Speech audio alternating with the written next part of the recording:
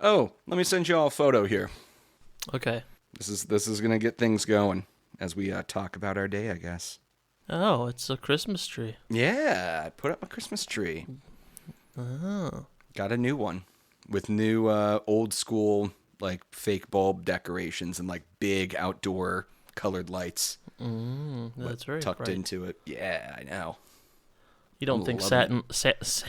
You don't think Santa's gonna curse you forever for putting it up before I Thanksgiving? mean, Santa might, but yeah, Satan will definitely put some presents under it for me. yeah. I just need a topper. I'm really bummed I got from Sam's Club like one of those big, it's a shitload of miscellaneous ornaments, and not one of them was a topper, which fine, Oh, yeah. I guess, but like I just assumed there'd be like one of those old, just like 2 Christmas ball decorations with a little spire on top, like old school toppers.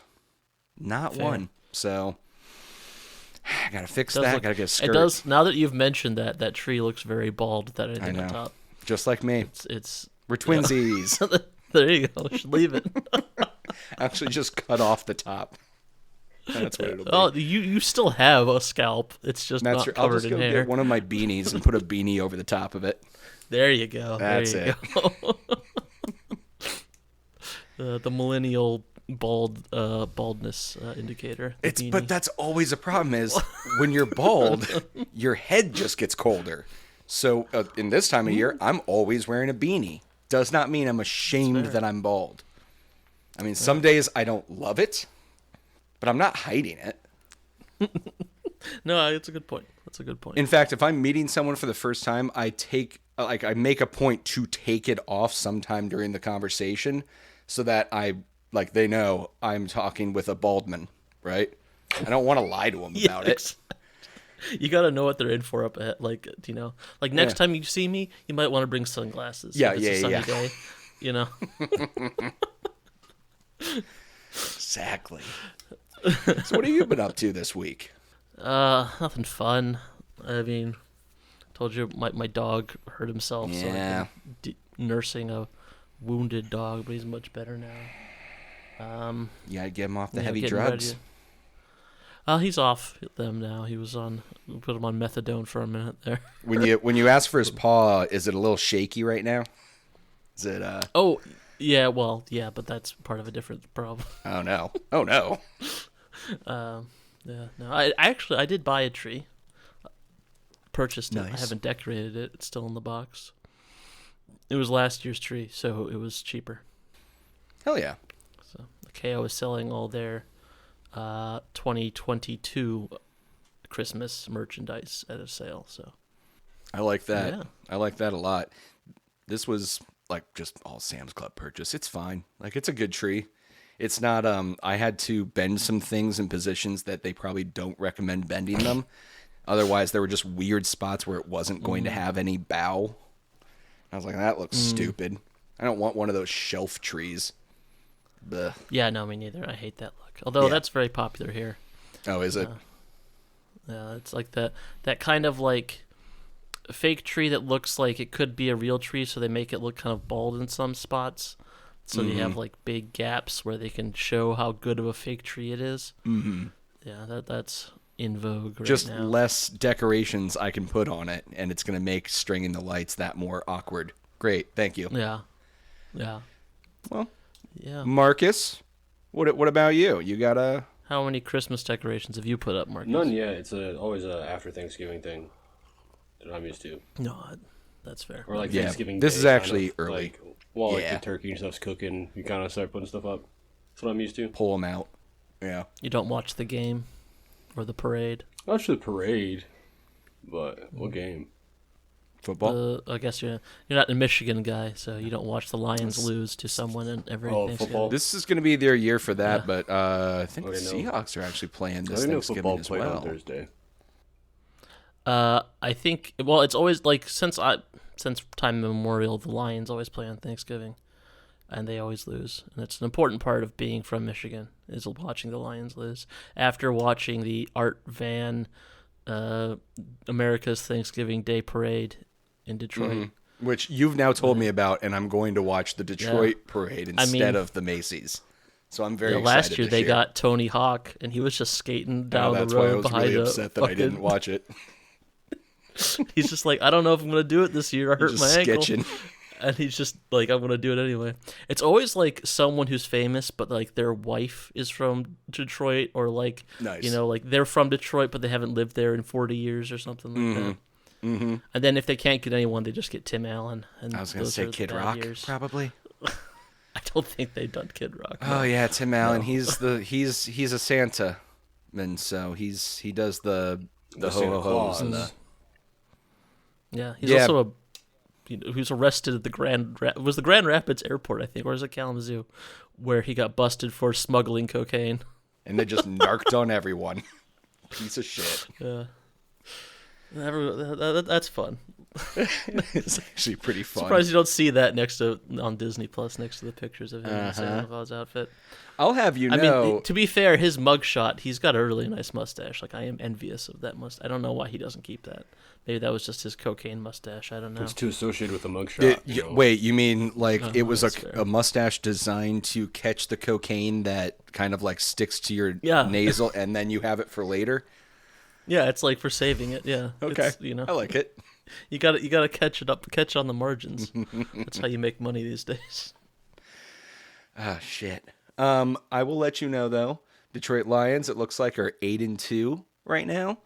I haven't been following them as much because they're not my team, and they're playing the Green Bay Packers, which are 4-6. So they are probably going to steamroll through this, and it's obviously in Detroit. So No.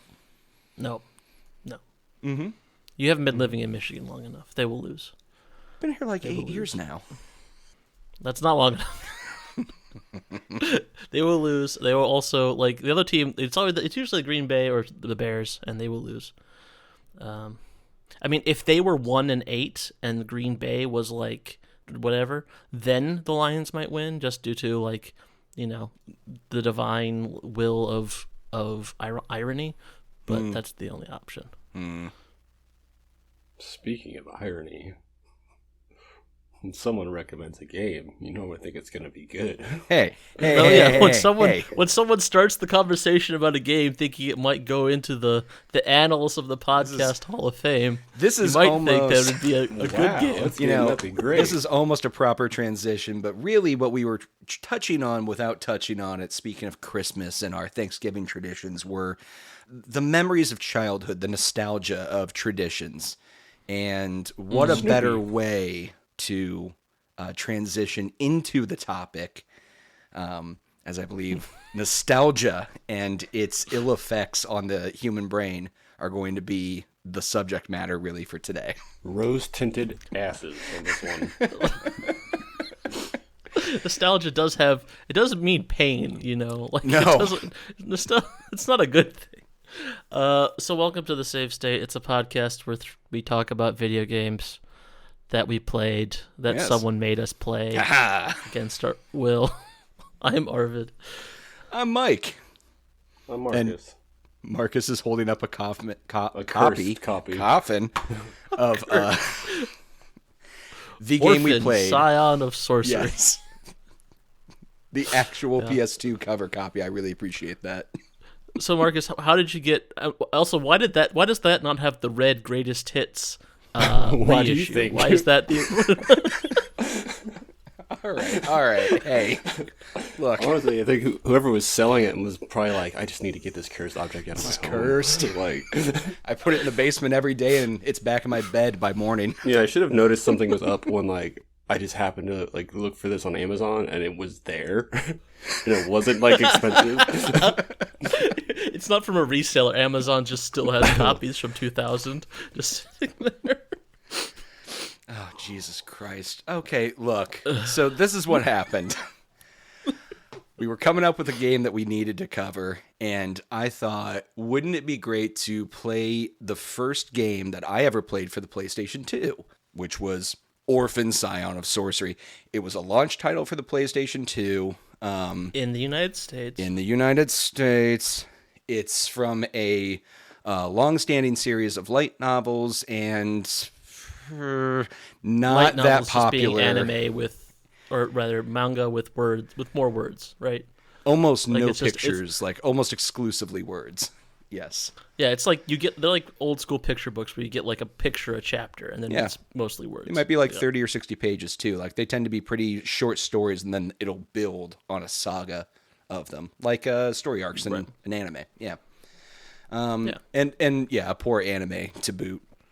If you've ever seen any of the Orphen anime outside of the amazing clips in this game, That is honestly the best thing about this game, and not really a bad thing. I mean, like that's not like a backhanded compliment. There are some really well done clips of anime footage in this game. Like they transferred it to the DVD really well. It looks good. yeah, they did a good job. Yeah, you're right. They did a good job burning it. Yeah, it doesn't have like the DivX logo in the bottom. But no, I remembered. See, this is so wild. I remembered this game so fondly. I played the shit out of it. And when I first beat it and realized, spoilers, you have to play it. You have to play it multiple times to see the true ending. Oh, do you? I was excited. Oh, yeah, Yes. yeah. Oh, yeah. I did not do I that. didn't get very far. It was a very like hard game to play. And the audio just wouldn't work for me, so it was a lot of guessing on like what to do next. Depends on Oh, what yeah. you mean by doesn't work. So here's one of the fun things about this game is There are that no subtitles. Oh, there no. are no subtitles. There's I mean, I no couldn't hear anything. No, that's almost by design, depending No, on like, where you were. no like no music, footsteps, no- even. No, nothing. Yeah, even during like the cutscenes, like nothing. Okay, that's a different issue. Well, then you had an that was a you might have plugged in your PlayStation wrong. Did you have the audio thingies plugged I in? thought no, because like the spin up, the doom. That was You there. could hear all that. Weird. Oh, Wonder if somehow you got a bootlegged version with a legitimate you cover. literally have a cursed I copy. know. That's Yeah. what I was saying. Or maybe it's not cursed. Maybe it is blessed because the kidding. voice acting in this game Hey, is Over the top. This is. Let's Oh not my jump to God, voice dude. acting just yet. What I wanted to address with Marcus's comment, because some people may think the audio is broken in this game, even when it isn't, because they deliberately chose just not to have soundtracks in a lot of the stages of the game. It will just abruptly, once you start walking through an area, switch to just the sound of footsteps. Some background noise, but no audio. And I thought that was a weird ass fucking choice. Going back, like, I wasn't listening to podcasts and music on my own back then. You know what, though? I might have been. Now that I think about listening to a podcast in No, the year of not- our Lord 2000. not a Is it a Harry podcast, Potter but it podcast? was PlayStation 2 one of the first consoles that would actually let you load in like a CD, some music, and listen to it in the background. I know the Xbox could do that. The PlayStation 2 you couldn't do that, but I think there were some games you could maybe do that specifically, but no, actually you couldn't. There's no hard drive unless Okay. maybe the hard drive. There's the USB drives. Yeah, there might have been like a set because there had that big port in the back that you could put the modem in. Mm-hmm. Maybe there was a hard drive you could put in there, but I don't think so. I think basically it was a DVD player with like, controllers. Which means, really, I was just playing this over and over again constantly in almost complete silence until some kind of actual voice acting would kick in, which...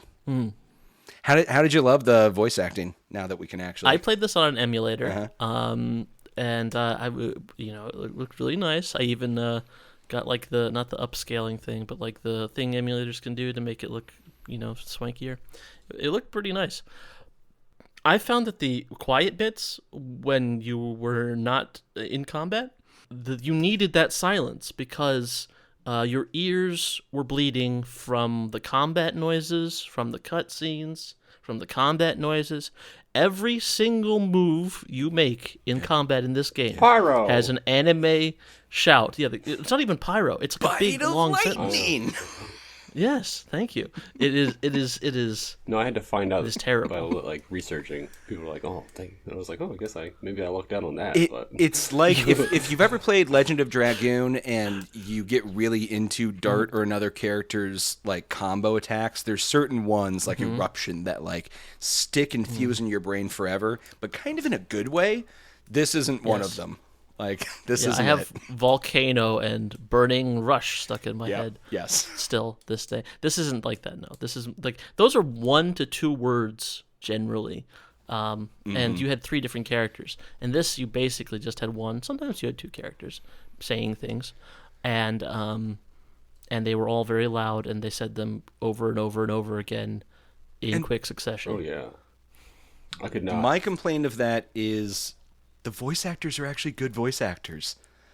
Like, these are notable, well-named people that have done a lot of Metal Gear Solid games. They've done all of our Cow and Chicken, Johnny Bravo, like all of the cartoons that we grew up with. These are the people that helped make all of those iconic. So this really goes to show it's the direction, like the director of this. There's a scene where a child dies and Orphen makes, aw, cute little, like, cute little Oh, shucks. kid. Just, aw. Sorry. Hold on a sec. I need to play you guys. I have an audio clip that you guys need to listen fantastic. to. I will insert this into the podcast so that the listeners can hear Ooh, it. we're getting fancy. But I'm just gonna send you guys an MP3 because this was the most heinous line I've heard in the history of audio. She definitely looks older than 10. Look at that body. Yeah, it's pretty fucked up. Is that Solid Snake? Raiden. Or Raiden? He's Raiden, yeah. Okay. That makes more sense. Yep. Yes. So that was Raiden lustfully looking at a character with Jack disease. Basically, she is aging prematurely, and he Quentin Flynn, voice actor. Quentin Flynn. Yes. Anyway, bad decision. This character is completely unlikable, I would like to point out, just besides from the perving. Yeah.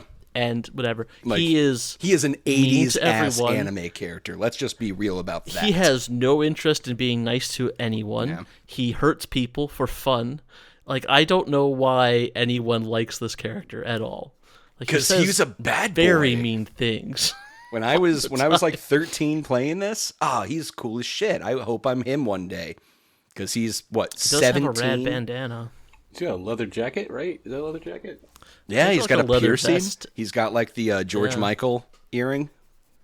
See, it's like a couple years earlier, you had this character in Wild Arms, much less of an asshole. Yeah. Like, he's like the same guy, but he's got like a gun, basically. Yeah, I really think like the translation teams dropped the ball, especially with that sound clip, because like they could have just bumped the age up a little bit, and it would have been at least a little less crispy or creepy if they had really driven home crispy if they'd really driven home the fact that Orphen himself is a teenager. Like, but still, I don't know why I'm even trying to defend that. It's gross as fuck, and especially like if you go through later on, like there's something else that happens that. Yeah. I don't. Yeah. Where they're basically like, no, it's fine now. You can perv on her. It's fine now. It's like, She's actually a 3,000-year-old dragon. Right, exactly. Well, it's almost like that. yeah, I mean, the cliche had to come from somewhere, I guess. Yep. Yeah, no, like, this thing does some interesting stuff. Like, I think that, like, as a game, it, like you said, with the kind of creepiness they're going for, and we should probably stop and mention this is an RPG. Yes. Technically. Kind of. Kind of. Loosely. Yeah, so you have like battles that you fight, although they're basically quick time events almost, with like 3 different things you can do. They look very cinematic. They probably looked really cool in 2000.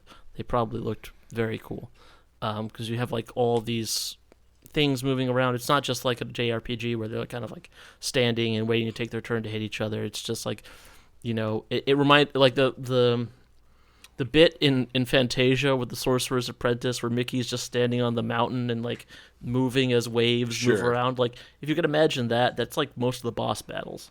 Yeah. So cool in concept. Mm-hmm. And so they like the whole thing is you're trapped on this mysterious island where time is crazy. And, you know, that's why you have to go back and forth to do all this stuff. Mm-hmm. The plot is not necessarily good enough to be worth trying to talk about. Mm-hmm. But most islands with weird time mechanics as a story element aren't great. Speaking of Lost, like Lost. Oh, Never seen it. okay. I never. Yeah. Yeah. I thought Lost was like a hell, heaven, purgatory thing. There's time. There's time travel. Doesn't Oh, it tie into yeah. like Prison Break? You know what? Sure. I would've I've never used it, seen like, that, but fuck yeah, it. absolutely. Somehow Yep. we were on the island the whole time. Yep. Would make total sense. That show was a nightmare. Yeah. Never seen Prison Break. Is it not just show just about someone breaking out of Oh prison? no, later seasons. It's two brothers, They're breaking and in. I think there's like a They're breaking oh, into they're breaking prisons. back in. All right, actually, I might need to Prisons? see that. Yeah, I need to they, see like, that show. It's they had to do something to keep it going after they did the prison Got break. out. yeah. you gotta think Like, the shoot. guy behind the show was like, oh shit, we got a second season. And not to derail too much from things, but this is why British shows tend to be better than American, because they did the prison break, end of series. Goodbye, everyone. We're all going to go work on different projects now. Ricky Gervais That's it. wrote it. Yeah, and Well, I the don't know. lead- He technically wrote the Office too, and that thing went on forever. He wrote Well, the first, the British yes. Yeah, no, I know. Yeah. But I mean, he's like credited on every episode of the Office, the American. one. Well, yeah, they Office. probably have to pay royalties. That's how they do it, right? Yeah, Just put his name Yeah. on it, now he gets Licensing. free money. like what they did with Sanford and Son. What? Bet you didn't know that was a British show originally. I believe yeah. it. I didn't know that. Yeah, it's Wasn't, based on a like, British show half called of Steptoe and Son. TV shows like just like the like mutant offspring of like a British show. Pretty a lot of them. Survivor's based on a Norwegian show, I think, Huh. originally. Mm. Yeah, it's Big, weird. Big Brother. Yeah. That one's also probably based No, on. it is like Hey, what the hell are we talking? We We're were trying talking to talk about Orphen. yes. So the one thing I liked about this is that they do a good job with making it creepy, like odd. Like the art design for like some of the creatures you fight are very abstract and kind of goofy looking, and in a cool way. I liked it. And then like you also had like levels where they were playing with like, oh, we have these 3D things we can do and like particle effects, but like, you know, they're not just doing like the Silent Hill fog, although they do that a bit, but you get like just kind of weird like dreamscape kind of level layouts that reminded me almost of like, I want to say like this had like a very Dreamcasty style, like a Panzer Dragoon kind of just Yeah. weirdness to it. They had I extra. did like. They had extra space for more polygons on the models. I think is what really caused that effect. Yeah, it could be. They Yeah. didn't know what to do with it. Like, ugh. Yeah, just add some more angles to that. Yeah, and the ending, the thing that you have to go back and do the game again 3 times to beat it, innovative. Certainly another game we did. Oh, we yeah. did that. Yeah. Hold on, let me blow y'all's fucking minds, because that's not the only way they connect to each other. Cleo in the game, the best voice acting and line delivery in the entire game, right? We can all agree. Definitely not annoying, grating, and like actually causes a stomach ache when they appear. Actually, I will say I liked Cleo. She's like the annoying You're sister sick. character. You're fucking But sick. but let me finish. I don't like the character, but the voice actor is actually giving it her all. Like she doesn't she like is mispronounce Jennifer words. Hale. Okay, that She explains is the it. famous Jennifer Hale, who has been in fucking everything. And you know who else she was? Alexandra Roivas in Eternal Darkness. It comes full circle. Oh shit! Does she That's have like right. a 3 ending contract? Like a clause in her contract? Maybe she that's get- what it is. She gets more lines. Yep. Yeah, she actually doesn't die the first. She has like 3 lives, so when she dies, she'll come back to life and live her life 3 times in a row. She's like This is actually what number they did 2 with Moira already. McTaggart. Yeah, exactly. the Moira McTaggart has like 9 lives or whatever. And why does she? Or is it 10 lives? It's 10 lives because X. Right. Jonathan Hickman's a weird man.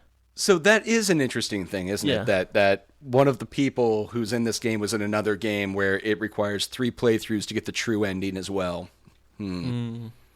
That is an interesting coincidence. The old gods Of orphans. blessed us. You can- Sorry, the ancients blessed us with this. You can tell how desperate I am to justify this pick in any way that I actually Hey. did research. Another thing about this game it has widescreen capability from the get-go. Yeah. How many launch titles for the PS2 had widescreen? Not only that, many. but it actually is supposedly it emulates really well. Marcus, outside of Arvid, your audio was fine and everything because from what I've read, my audio was fine. Was when it scales up from native, it runs smoothly at 60 FPS, which not a lot of old ass games can make that claim. You get some weird hinky things at 60. Yeah, no, I did scale it up, or rather, I left it with whatever the default scaling was that the emulator was using, and it looked really good. It worked really well. The intro bits, like that's another thing I was noticing was I was watching this. I watched some YouTube playthroughs of this because I didn't feel like finishing. There's a hefty amount of those I noticed. Yeah, you know, you're not the only person trapped in this cycle of trauma, Mike.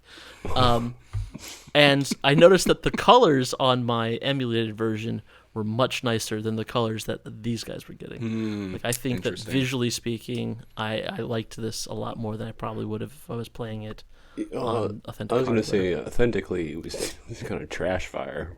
Like Sure. like it was. The camera would be constantly clipping out of rooms and like showing you just like random like overlap and everything like that, and it was. And was the jump limit the ceiling the whole time? That I just really you just jumped so high. Yeah, Which I mean, you only unnecessary need it for, platforming in this game. there's like 2 points where you actually need to Yes. have the jump thing, and You know, this is another one of those games though where it feels like they were testing a lot of different mechanics in this to go forward with new PlayStation games after it. Like that's what it felt like because they had so much like the platforming that just didn't need to be there. I mean, even the combat's familiar but different. Like it actually could have been good. yeah, it reminds me of Eternal Darkness in another way, in that it kind of feels like this was an early attempt at this hardware. I mean, it was, but I mean, like it wouldn't have surprised me if this was something that started development on the PS2 that ended up being a PS1 and then ended up on the PS2, just because it feels kind of PS1-y. It's got a vibe to it, yeah. Yeah, it makes sense. Did find it weird that they used the old school, not overworld, but you run around as your characters and then you initiate into combat and it moves into a battle screen. That's all well and fine. But did you notice how they are predefined battles? They are not random ones that just happen after a certain amount of steps. That seems weird. Yeah, like they couldn't decide which way they couldn't wanted figure it. out And how there's random battles worked. They're like, God damn it. Yes, no, I'm sure a Japanese game had no clue how to make that work. exactly. A whole team of Japanese RPG devs didn't know how to do random encounters. What is this thing? you Maybe it was speak like of? a B team kind of thing where they're just like, all right, everyone, Oh, you're not yeah. good enough to It's the work on second Final string. Fantasy, whatever we're on right now. You're just going to go over here and work on this other stuff. Yeah, you're gonna pay your dues. You guys and like make anime, Orphen. right? You ever heard of Orphen? We got the licensing for real cheap. Also, like they do the thing where every chest, so every Takes chest you you to open the in this chest realm. game, it does like the Legend of Zelda like chest opening animation. Except Zelda was smart about it, and they only did that for like the big shit. Like, you're opening like an important piece of gear. Not every single item. So every time you open the chest, you had like a 5-second cutscene to just sit through. It actually is an incredibly annoying thing in the later Zeldas, Breath of the Wild and Tears of the Kingdom, because they do decide to do that for the weirdest items. Like all the items you find in the wild for the first time, you get that effect. But the rupees too, like you're collecting rupees all the time from chests and stuff, but if they're a drop in the wild, it stops everything you're doing to be like, this is a blue rupee. This is worth 5. Good job for finding it. It's like, bitch, I've been getting blue rupees. Sorry, we're still trying to talk about Orphen. Yeah, the emulator came with a fast forward button. I just thought I'd mention that. Ooh, yeah, that is helpful. I didn't do that, but Yeah, no, I mean that was good for the cutscenes, just to kind of like zip through yeah, the dialogue. Yeah. I liked having a fast forward button. you think all consoles should just have them now? I mean, I wouldn't mind it for cutscenes. like seriously. fast forward or a skip, yeah. Yeah, Yeah. I mean, I get it. Subtitles. No. yeah. Like I probably would have liked this game a lot more. I mean, voice acting royalty aside, or whoever was in this frickin' thing, I probably would have liked it more if I didn't have to hear all the noises. If I could have just muted it and had subtitles for the cutscenes, I would have liked that. I could see that. I'm getting more and more to that point. How are your guys' streaming habits? I'm very much subtitle on these days, even if it's not even if it's in my native language. Depends. I think My I first have had language. subtitles on basically everything since I was a kid. So I hate not having subtitles on because that is what I'm used to. Mm-hmm. It might be why I don't like the movie theaters. I mean, it might be another reason why I don't like the movie theaters. But yeah, no, I always have them on. There's no way I feel like if you went to a movie and told them you were hearing impaired, they'd have to I don't know. Maybe they have Oh, no, well, special they do. showings I mean, for that. they do. Mm-hmm. So you can do that. I've seen that, like in the.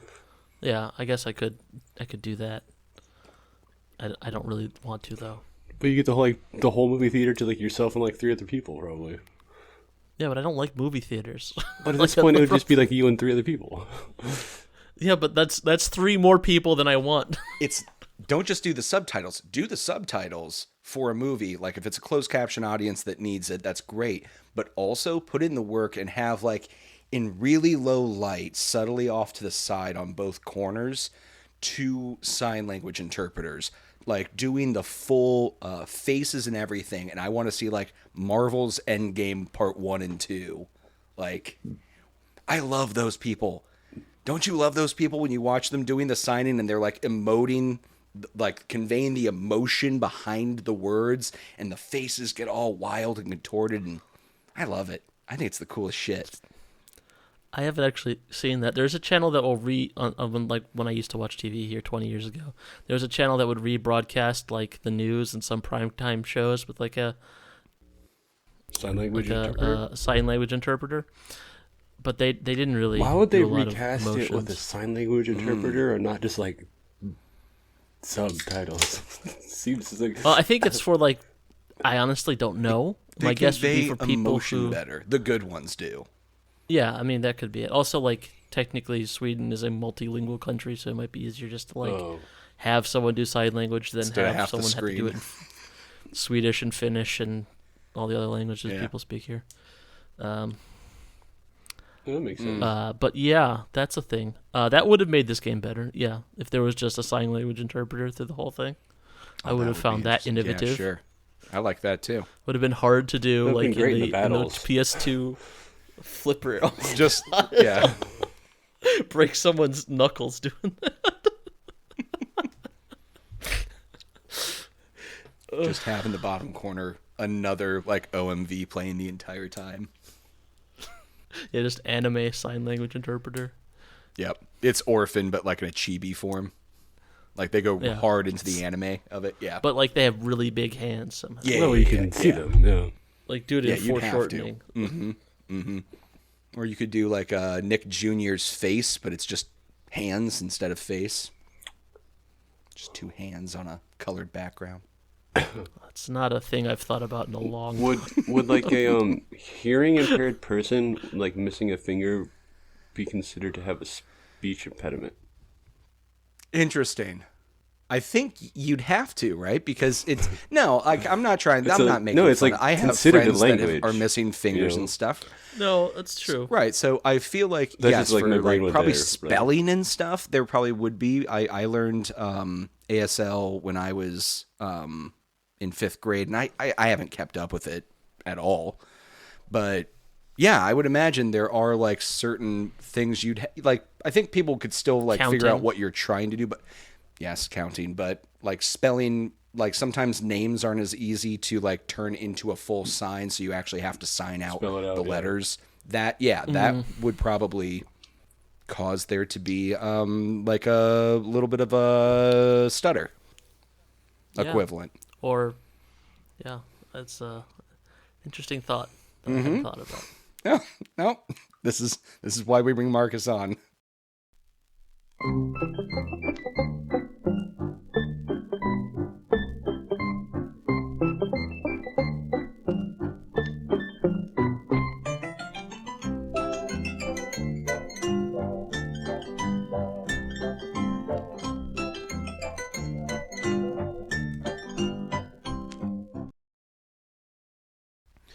As Orphen, the powerful but lazy sorcerer, you're always thought being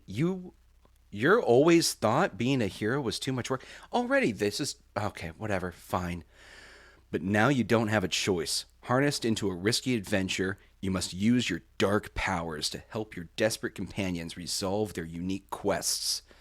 This item is complete and includes game case, and manual. Oh, okay, wow, that was like the entire... That's a lazy description. I wouldn't do it that way.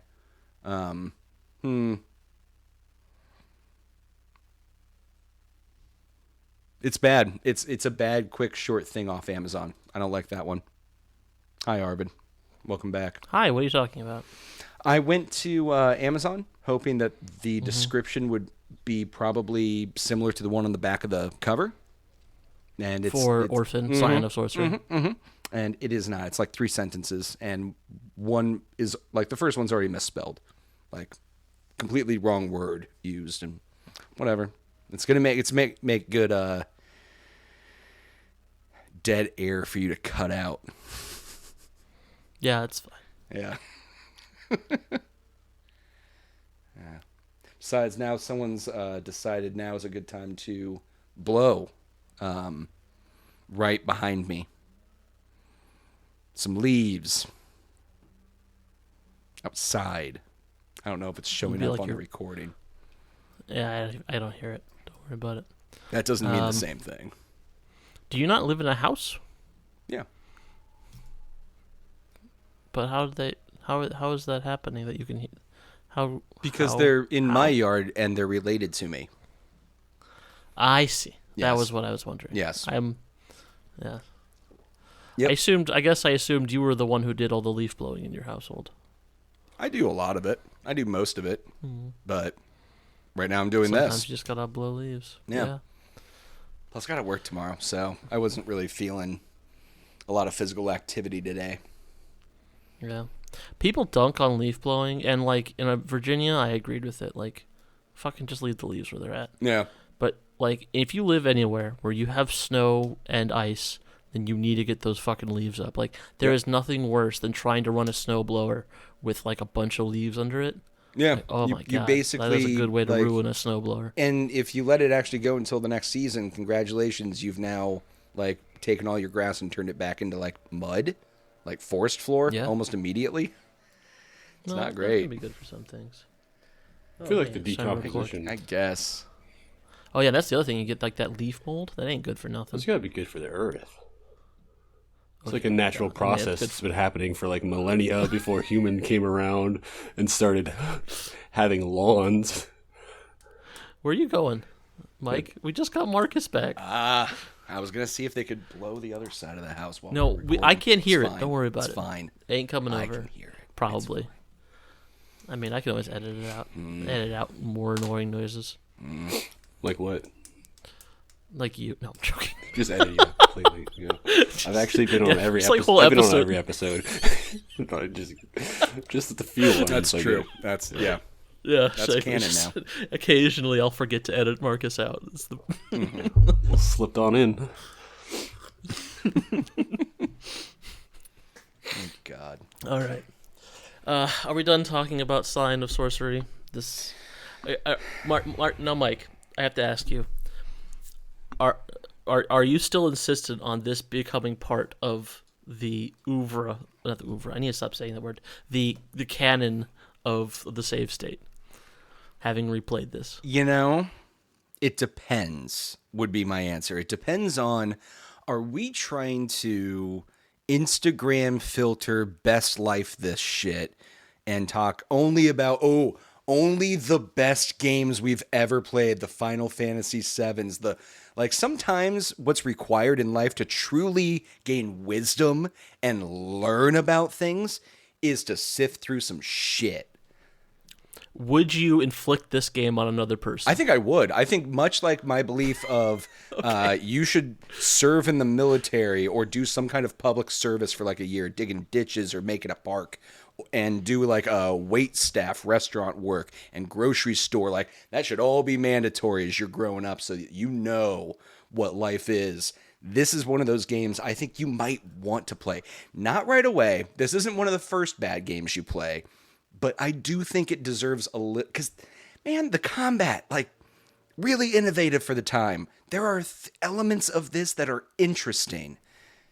And I That's true. think there's an exercise in why didn't this work that is worthy of being examined more by people. Because they made some critical errors. That's a good point. That is a good point. Like, this is a game that came out on the cusp of the PS2 generation. You know, like 3D is the way things are going. There's a much bigger 3D games now. What does that look like in the sense of an action RPG? I wholeheartedly agree that this is an evolutionary misstep in that experimentation. Mm-hmm. So from that perspective, I can see its value. Sure. It's like an Ed Wood film. Yeah.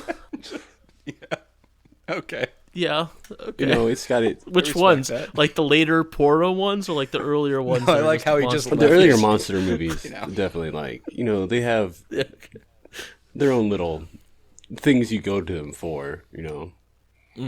That's true. Yeah. Just People appreciate it in some manner. Oh, it's got a little, I'm sure Jennifer Hale. there's a cult following. Jennifer Hale's the Bela Lugosi of video games. Mm-hmm. Yeah, there is a. Oh, you're probably gonna get your first mail. It's gonna be just it's like 30 hate mails. Just how Yeah, dare would be you true. speak Yeah. ill? That's very true. I Yeah, no, do like feel okay, that's all one right. of Well, these this will games. go in the hall of Hall of Lame? no, the hall of not vegetables, like of I feel like lame was kinder than that. no, you know, you have to eat your vegetables before you can have your dessert. Oh, that kind of You know? vegetable. Gotcha. I thought we were talking like a Terry Schiavo situation. Oh Oh, wow! Jesus Christ. What is with the old ass references on this episode? Terry Schiavo? This is a very Jesus. old game. My Game's brain's like, just what, been 24? transported back. Ooh. Yeah. I think it got released in 2001. Good year. Yeah, Good now we're year. going to start getting all upset about like America handing over the Panama Canal. Yes, famously the biggest event that happened in 2001. I got I think 1990 it on my happened in box. 2000. 1990? 1990? That can't be No, that's 1999. Oh, yeah. No, it came out in Japan in Yeah, 99. that makes sense. A couple years for the Maybe like that's a year why and a mine half for is the cursed. PS2 to come over. The 99 That's true, yeah. edition. You've got like a You have weird a bootleg localized version. Japanese American one. It's like sold only in the Japanese market. It's like, no, this is the American one. It It's an came out way unlocked early. version. It can play on any console. All right, shall we move on to the next segment? Any other final thoughts on Orphen? I mean, yeah, we want to give it some joshing, but it's not like it's a broken game. You know, it's not No, going to that's crash true. on you, There- or like you're not going to get soft locked in some random area. Maybe I don't know. I didn't experience that, but you know, it's not. Yeah, that's true. I mean, if we're going to go on a quest for the worst game ever, like this is at the start of the rabbit hole.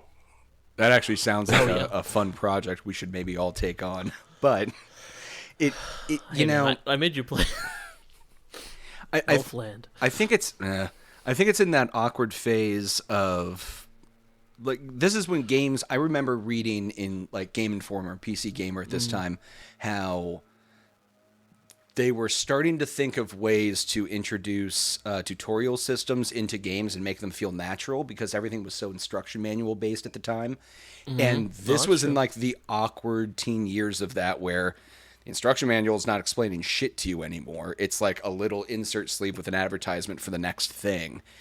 And the game itself doesn't do a great job of explaining how combat works. Like the combat in this is actually pretty innovative, and there's like this movement and targeting system to it. And the targeting took me several combats to figure that shit out with multiple enemies. And they didn't quite figure out how there's this one boss where the enemies respawn as the boss is going, and the way the targeting system works, it actually gets in the way of the boss. And I couldn't tell if that was intentional or if it was a flaw in the system that was made, like some glitch, and they just didn't think about the spawn rates of the enemies coming back. Little things like that, I think, are what really held this back. All those missteps. I'd like to explore that more with other games, like Marcus said. That would be interesting. Like, this could have been made good. Well, and you know, it reminds me of another game we've played for this podcast, which is Anachronox, in that this is like kind of like a what if scenario. Like, what if American RPGs went this way? You know, what if Japanese RPGs went this way? You know, like these feel like, you know, offshoots of a whole which the game development evolution didn't go down. So, yeah, that's definitely true. Like, this is bad, not in the sense that, well, aside from, if you discount the voice acting problems I had with this, and, well, the dialogue, I guess is what I should specify. If you discount that, then, like, how much of this is actually, like, bad game design? Some of it, but most of it's just, not most of it. There are some elements to this game that I admit I probably disliked because they were unfamiliar to me. Sure. I mean, it's alien to, like, everybody, really, at the time. I mean, well, that's true. QuickTime wasn't, but just the evolution of QuickTime into RPG combat as, like, the whole combat. No, yeah, that's a good point. Like, I feel like the QuickTime event like thing was like something I associate more with the generation after this, like the PS3 era of video games. But yeah, you're right. Like, this is I a associate QuickTime that with event. like an almost earlier era, like. Really? Like, I think of like that Tomb Raider Underground, Heavy Rain did that a lot. Yeah, I guess like God of War, really. Yeah, God of War, Heavenly Sword. Wait, did Orphen walk so God of War could run? Hey, maybe. Orphen crawled, not walked. Like, this is a progression. Orphen crawled in that way that like a soldier in a war movie crawls after their. So they've been shot in the desert and like haven't seen water for 3 days. Oh yeah, no, like they stepped on a landmine. They don't have shins anymore. Yeah, it's interesting. It's an interesting what if. This game would probably be incredibly interesting to read, like development, the thoughts of the people making exactly, like why they would try to do this and what they were thinking. Things would go. What they were thinking. What, like, are the people like people that went on to go and do stuff after this? Or no, I think this was. Well, no, they do make games, but they're all like weird softcore porn anime things. The best I looked kind. them up. They still exist. They're they're still at the frontier of pushing boundaries of video games. Yeah. Like the Japanese website, it was all just like young girls with skirts that were being buffeted by the wind. It's Orc Massage, right? Like, that's probably their most favorite or famous game. No. Orc Massage would be far too innovative of a game. I do like how you're like, no, I do know what you're talking of, though. Of course, I know it. Or like, I haven't played it. No, but obviously. It's been on like the new top sellers for. We'll cover that in a Patreon episode. Have to embrace the ponytail at some point. There you go. Actually, it's just taking over. Slowly getting deeper into the recesses of your brain.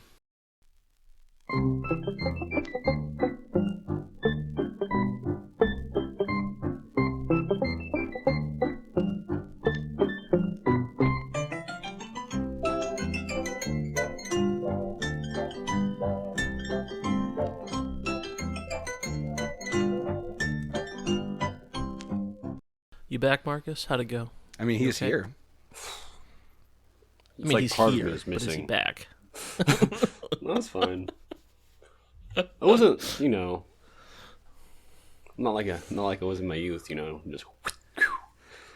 Those are the vegetarian days. The salad the vegetarian days. That's the minor threat. That's what they were talking about. Yeah, exactly. It's like back when I used to only eat raw, like dried dates for lunch, and then I just. I mean, I don't know. He probably does. Like Ian MacKay, like he just drinks like herbal tea and like I don't know. I think he just farts. Doesn't have to poop. Just fart. Just. Watch Ian MacKay be a huge fan of Orphen, and he hears it. I would not want to piss off Ian MacKay. Like he would come to Sweden and beat down. Well, actually, he wouldn't beat down my door. He would write a sad song about yell. you. Like, no. Well, yeah. Nowadays he probably would. It's like me and my wife are playing acoustic guitars and bongos outside your door For 3 days. come out. 3 days to protest you were disparaging Orphen, Scion of Sorcery. It's like Billy Zane and his obsession with Wheel of Time. That's a name I've not heard in a long time. Yeah, but I'm never going You to mean let the people... Phantom himself, Billy Yes, Zane? the Phantom himself. Crimson Tides? Was that the name of that other movie where he was the weird guy on the boat? They had to take him down with a flare gun to you the mean chest. Titanic? No, he was He's also the Titanic, weird guy too. on the boat on that one too. Yeah, There were a lot of boat movies in the 90s, man. not just the 2. Oh no, there was White Squall, there was, Perfect Storm. Perfect Storm was 2000. God damn it. Yeah. No, Anaconda's. I mean, that's a swamp. Captain Does that Ron count? might have been 88, 89. Yeah. But that's like, Jaws 4. sure, That might have been 80s too. maybe. All right. 90s boat movies. Don't. I don't know that many. I don't want this to be the quiz. I have a different quiz for y'all. Yeah. That's a good idea. I'll write that down for later. When did the Apocalypse Now Redux come out? Ooh, that would have been 90s.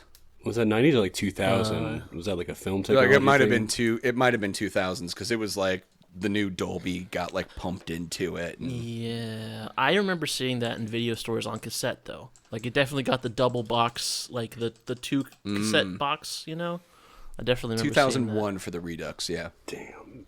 Seeing Not that. Okay. quite a 90s boat film. Yep. Because that would have been up there as far as like the best.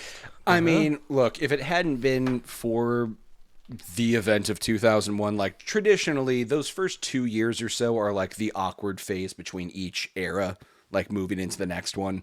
Like really it's like the I actually mid of an hope- era that like defines that era. Yeah, and well, there's some lag too. Like, there's still a lot of '90s stuff, even until you get to like 2003, Yeah. I think. Well, and also there's like I Waterworld? delineate '90s. Yeah. That's yeah. like the most How the 90s hell did and we most miss boat that? movies. Okay, technically, it's like a catamaran, I guess. I don't know. But no, I think that like there's like a delineation at like 97, 98, where you have like the Y2K period, which actually goes past 2000, and then like the 90s, which actually starts in like 92. There's like 92 through 98 and 98 through 03 are like the actual 90s things people think about. This You know. unfortunately is derailing me to another view. It, weirdly enough, talking about those movies. So as I was playing Orphen some more last night, I started thinking about what other ways is my brain broken by nostalgia. And so You get some of those Phantom Menace Pepsi cans. I never loved No. the Phantom Menace. I liked the soundtrack to the Phantom Menace. I got that from Columbia House and got the album like sent to me and listened to the shit out of that like forever. But no. Duel of the Fates is a masterpiece. So good. Anyways, I still think that that's the best lightsaber fight scene in all the Star Wars. it is really Duel of kinetic and Fates, frenetic, yeah. and like there's the physicality. Yeah, if you just the whole edit scene, out the tension with the the plasma Anakin gates bits. and yes, all the now this is pod racing stuff. Like, yeah, no, we don't need it. The whole Trade Federation storyline, just scrap it.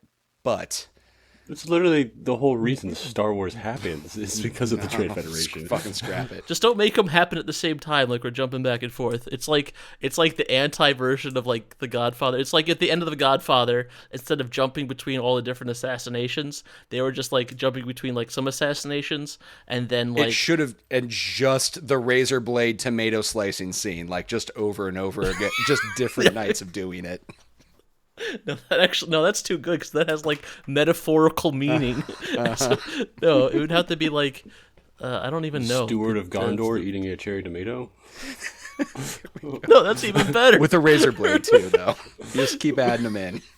He's just slicing Switching it back to pops the them in. initial like crunch, just No, you guys are just making a good movie. Yeah, and then you get that bit of Gollum eating the fish with the same. Yeah, but like, then the he teeth. also puts the razor blade in his mouth and does that weird thing with the tongue, and you're like, oh, don't do it. Now this is Pan's Labyrinth. What the fuck are we talking about? Bunraku was my point. Weird old like nostalgia in your brain that sticks in Oh, it. yeah. And so I was trying to think of a movie that has the same effect to me, possibly, and I wanted to explore that. Warriors so of I rented Virtue? Warriors of Virtue. I know is bad because I've rewatched it as an adult. But Bunraku is one of those weird ones that stuck in. Have you either of you seen it? I have never heard of Bunraku. So I think it might have been like anime? one of Netflix's first. No, it's a live action weird. movie. It is one of Netflix's first like streaming movies, I think, at the time. Like early days of like, oh wow, we can Yeah, I do this remember when now. they had I like watched 4 it with films like there. Yeah. I watched it with Nick when we were in high school, one of our friends, and I rented it again. It's Josh Hartnett, Demi Moore, Ron Perlman, Woody Harrelson in like a almost Tim Burton designed or aesthetic of like a stage, like theater set world, mixed between like a Little China meets like a spaghetti western like districts. There's like dance fight choreography to it. All the lighting is But you weird weren't a and child when this moody came and out. blues and reds. No, but I was like 2 years older than when I played Orphen, and I fucking loved that game. So I was still an idiot. Or Wait, 3 what? years older. I thought you played this. When did Bunraku come out? Bunraku came out in 2010. Okay. Orphan came out with the release of the PS2 in 2000. Okay, That's so I was 10 10 years older. I was still an idiot. Well, that's not. Look, disputing that. 2010, I was a year away from I had married my high school girlfriend. I was not a smart man at this point in my life. Man, this cover art is something else. The Ron Perlman looks like one of the aliens from Earth, no, Battlefield Earth, Battleship Earth, Yes. Battlefield Yes. Earth. Absolutely does. You know what? It's The official trailer for the film premiered on G4 TV. fuck yes it did. July Fuck yes. 2011. No, so that's the interesting thing about it is I actually still like this movie. It holds up. I watched it. It's great as far as the visuals go, and the actors themselves are giving it their fucking all.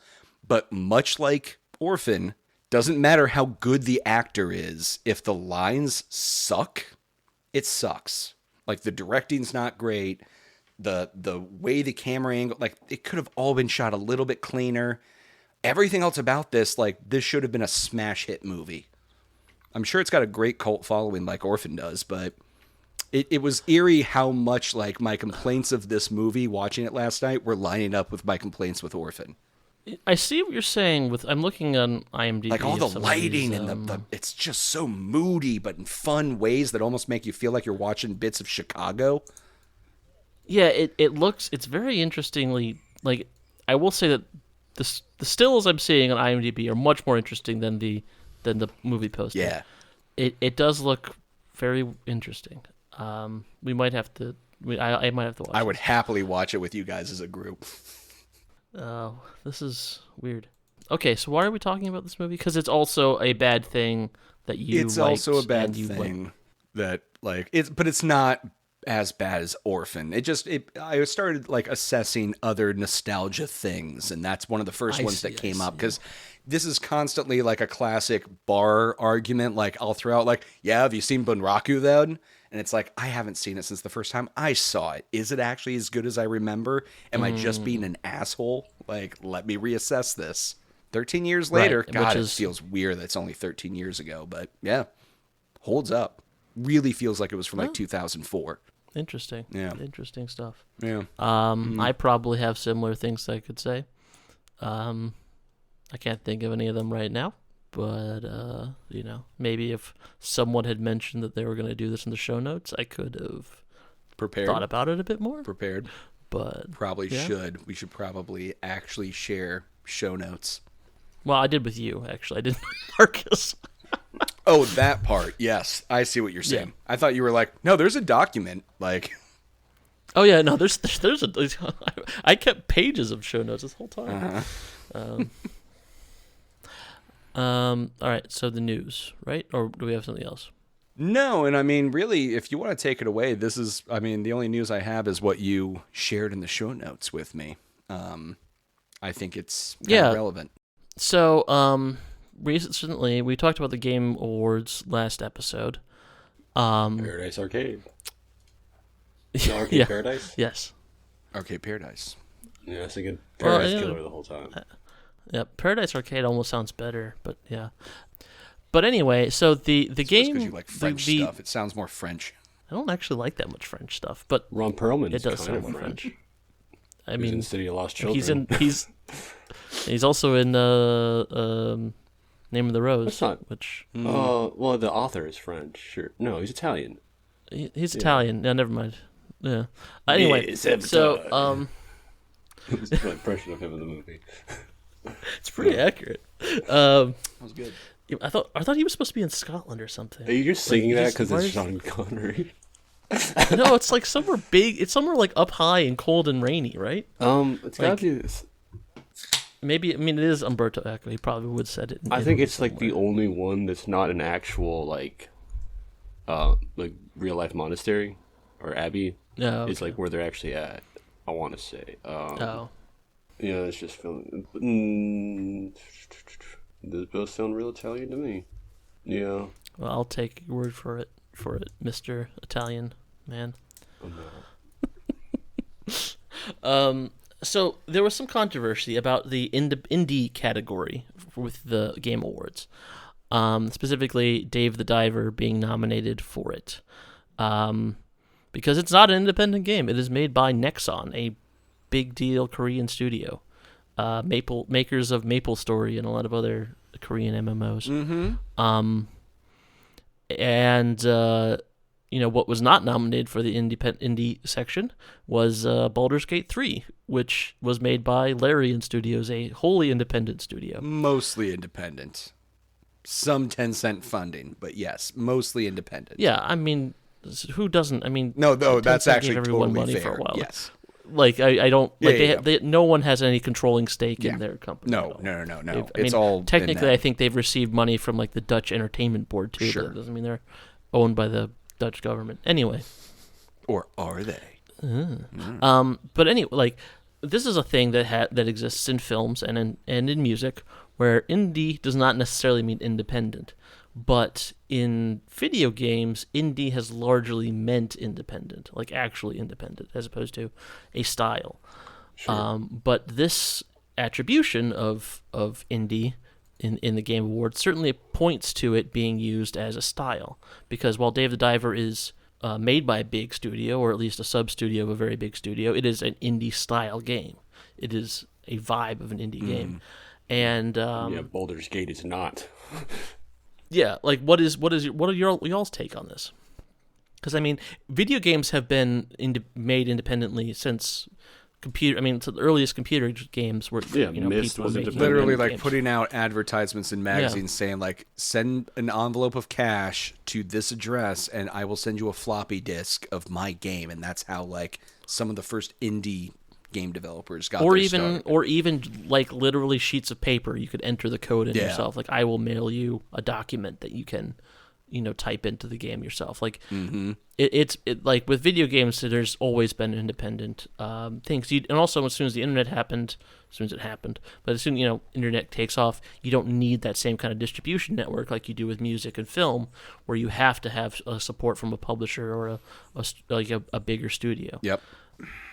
I think this gets to the problem that's been found more and more. Let me just say, no, I didn't know. I'm not observant in most things, so I had no clue that Nexon was handling Dave the Diver, and I've been playing it. So as those title screens are going, I'm just boom, boom, boom, skipping stuff. Yeah, like the game that the company that is credited with it is Macron.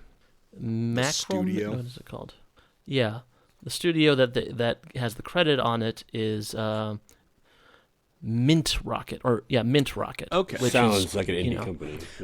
Yeah. But here's Exactly. the issue. Like, and they could actually be their own indie company, and they got a contract through Nexon to work temporarily for their studio. But that's a thing that happens. No. Right. Yeah. What's actually probably happening, and correct me if I'm wrong here, is that Nexon created a studio for the development of this game, named it Mint Rocket, and essentially all of them are going to get fired and or reabsorbed back into Nexon to work for other departments, other little startup studios for them for other projects after this one. I mean, that's just how... I wouldn't say that's necessarily what's going to happen, but certainly that's how I would bet. It's that's very common. The moment like art assets are done for certain phases of a game, those teams are gone. Like they get fired, or they've already been planned out to be put onto other projects if they're internal teams. It's just the way these things work. And I think that they might keep the name Mint Rocket, Oh, sure. Like, since this is a huge hit, they're going to want to for branding. It's like how Devolver Digital now, even though they aren't actually making the games, like everyone attributes them with the games they publish. Devolver Digital is different in that they go hard on the fact that like they are a publisher of indie games in the sense that they are an advertiser and like translator of games. Like they know their place. Like they market it as it, but like publisher. You know you're paying for that marketing. Yes. You know? Yes. Like, as opposed to another... This would be like if Microsoft made Mint Rocket. Like, this is kind of what we're talking about here. I mean, this is, like, just to talk about other things, like, this is not that unheard of in film. Like, there are tons of smaller studios that, like, were created by big studios to make independent-style movies, so they wouldn't have to put, like, a big old Universal or Columbia logo on the front. You know, like... Lionsgate's big on that. But of course, like with film, like you always needed to have like distributors. Most of the distributors are owned by a big studio. Most of the theaters used to be owned by big studios. So you always needed to have like a deal. Even if you were a smaller film studio, you needed to have a deal with a big studio to get that stuff distributed. Yeah. And you know, nowadays most of them are just those small studios that are actually subsidiaries of big studios. So. I guess, I mean, really what the crux of this article from PC Gamer's trying to come down to is the argument of, like, are these categories the vibe of a game? What constitutes vibes for a style? And I get some of the arguments made in that when I think indie, I think not necessarily pixel graphics, these retro throwback styles, but certainly not like a polished Dark Souls. Like, it's not a AAA. It might not even hit AA if we even still have AA game standards these days. I mean, this is where we get into tricky things, because all of that isn't describing what a game is. It's describing the marketing behind a game. And that's where we're getting into more issues, is that as the industry becomes bigger and bigger and bigger, and you start getting these studios that are coming in that are larger and larger and almost becoming like a Hollywood studio of some sort, you start getting people that are more and more detached from the gaming industry and are more plugged into business as a whole. And they start looking at things in different ways. And I think the Game Awards are starting to kind of fall into that trap too, where the categories aren't really defining what a game is. They're defining things by the labels we use for marketing and sales. And that isn't effective. That's not accurate. And we're going to keep falling into these pit holes if we can't. I disagree with the fact that it's not accurate, because I do think that it is accurate in some ways. Not so much like we were talking with the concept of like action adventure versus like RPG, that is not a useful definition versus an RPG. Exactly. And, yeah, exactly. I don't know if those are necessarily, but I do think that the label that we use for indie games is useful in the sense that people who like indie games know what they're getting, and then like people who aren't people who want a certain type of game aren't going to go for indie games, and vice versa. But what is an indie game then? That is the exact... Well, I mean, that's the thing. Like, what's an independent movie? Like, there are movies that were like I remember like in the early 2000s, you had a ton, or in mid 2000s, you had a ton of like independent style movies that became big deals that they weren't actually independent. Like Juno it was an independent movie in its style and its tone and its context, but it was made by a bigger studio. Like, it wasn't an independent movie. Eternal Sunshine of the Spotless Mind is another one that was like, feels like an independent weird movie, but it's actually just another big thing from a big studio. But at the same time, those labels are useful, because if I'm someone who likes Eternal Sunshine of the Spotless Mind or Juno, and I know I like indie films, then I know that I like other independent things. And the same thing goes with music. Death Cab for Cutie has been signed on Columbia for decades now, and if I like the indie music, or at least the what we used to call indie music, then I know like this is the kind of style I like, whether or not it's actually independent. So I think from a genre perspective, it is useful, but its terminology maybe isn't. Like, maybe differentiating independent and indie is a smarter choice, where we have a category for truly independent games versus games that follow a more indie, like in the sense of idiosyncratic style. I think it definitely, the indie label applies more to music and films than it does to video games. Like, Paradise Killer is an indie game, right? Yes. And isn't Arcade Paradise also an indie game? Yeah. Yes. Yeah, what do those two things have in common? Lots of like retro wave aesthetics, I guess. Not yeah, even. not, like, but not even you're for absolutely Arcade true. Paradise. I mean, until the very end, like They when you both get have Paradise like for the title. Yeah. they both have Paradise in the title, and That's like gonna be the new indie thing. For like every hot indie game's gonna have Paradise. But no, to your point, they're not like these could be. pixel, like SNES, Sega Genesis, like artwork games that we like so often attribute indie to. But at the same time, if you get someone to say what is Paradise Killer, they might say it's a detective game. They might say it's a visual novel. They might say it's a walking simulator, but they will say it's indie. And the same thing goes with it. Genres don't need to be exclusive. Like, things can be independent without it being like the only definition of the genre. Because Or indie. Because the genre is only there to sell it to a target audience. Like, putting something into a genre description, I'm not saying it limits it or it cheapens it in any way, but that's the reason it exists within the industry to begin with. Like, right, but outside genre of terms don't exist solely for Metroidvania capitalism. and Souls-like, which now has started to be co-opted by those industries, but they were ways for gamers to talk to each other about what something was and was not. That's true. I mean, like, I don't know that I would, like, when we did our Paradise Killer or our Arcade Paradise episodes, I don't know that I ever said indie at all in those discussions. That's a good point. I mean, the only game I think I probably would have said indie was maybe the Void Stranger episode, because it just that's it big vibes. Like, I mean, I guess it felt stripped down. It felt like it was getting at a very simple. I don't mean simple in a bad way, but like what's a good way of saying homebrew? Homebrew, I guess. Uncomplex mechanics that were done well. It wasn't my cup of tea, but it was I recognized that the makers of said cup of tea did a good job. And we're homaging a series or a style of game that they love, which is great. Yeah, So like, but at the same time, like that was a lot of me sputtering over sentences to try and explain why I felt that was an indie game. Yeah.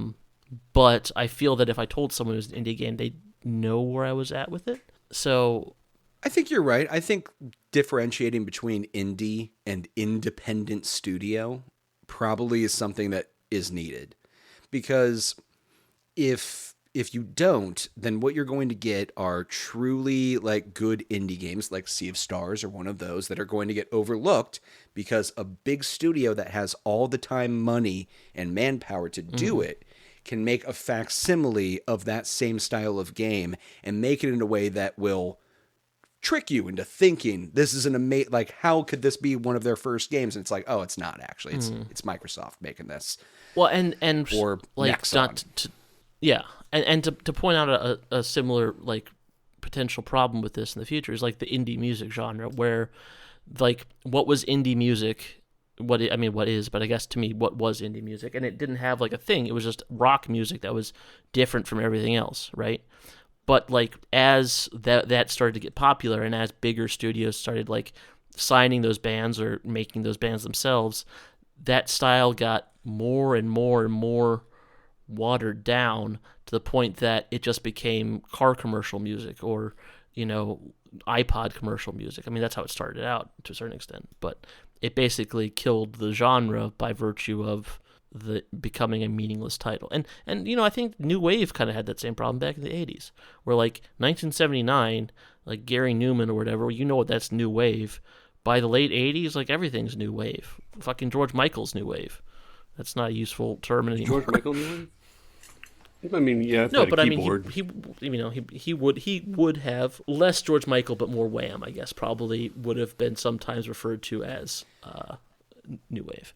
I think you're right in that. Like, I mean, to put it back into a video game lens, that's like saying what we would call Souls like now. Like Souls like is starting to lose more and more of its meaning because what we almost are getting at is not quite the like vagary and aesthetic of a Dark Souls game, but this very specific timed combat or really balanced rhythm-esque combat that involves stamina meters and all of these small little substat traits and different attack animations and very unforgiving death mechanics. Yeah. And like a progression system tending to be based around dying instead of avoiding dying. And we're just using Souls-like as the easiest way to convey that. But eventually there's probably going to be a better term that we'll come up with. There's like the industries will unify over it. Like we can't just keep Metroidvania. Like I use it all the time, but I am also frustrated by it because it doesn't accurately like encapsulate what systems I'm looking for. You know how many times I'm looking for a roguelike or a roguelite, and it's just not hitting what I'm looking for because those vagaries don't define properly what a game's mechanics are. Well, and you're very correct with roguelike. I mean, I remember when I first heard that term like 15 years ago or whatever. I had never played Rogue. I don't think anyone. How many people have actually played Rogue? That game came out before I was born, I think. You know, and like the only thing it is just that it's meant to be repeated, but some aspects of that playthrough carry over to the next run, and there's some randomization. Procedural generation to it, might be the better way, but then that doesn't like. No, but I do think that roguelike is useful in that sense, but like things can be roguelike then without necessarily, like if you're using that part of it without it being whatever, because like I think the original roguelike was an RPG. We used it for platformers. Heck, you could even say some strategy games are roguelikes, you know. So like it's not necessarily that I don't know if I search roguelikes in Steam and I'll get a bunch of games. I think that I know what they're trying to get at when they say it's a roguelike. It means that after I die, dying will be part of the progression, like you say. It won't the next run will be randomized, but I'll have something from the last run. And I know that's what it is, but I won't necessarily know anything else about it. It could be a strategy game, it could be an RPG, it could be an action game. Mm-hmm. And I think that the Souls-like, it's kind of getting to that point as well, where like Hollow Knight, I've seen people describe as a Souls-like because you have to go back to your body after you die. And like, yeah, you do, but I don't know that I would ever call it a Souls-like because like, also like, just because a game makes a mechanic popular doesn't necessarily mean that it was. I feel like I've always described it as a Metroidvania, but yeah, I guess. Oh yeah, I could absolutely. see it, but but again, this is the issue with like these little defining titles. Yeah, I don't know. The gameplay loop of having to go and find your old body to maintain progression is something that we Arose most by any associate other with name. the Dark Souls games. I mean, well, no, you're right, man. Thank you, Marcus. Like, because that's my biggest gripe is that like. This is supposed to be our terms that we use with each other, players, and like For lovers, us, by for us, gamers' rights. and they're slowly getting co-opted into these bigger. I don't know. Maybe I'm just an asshole, but stop taking I our agree words. with you.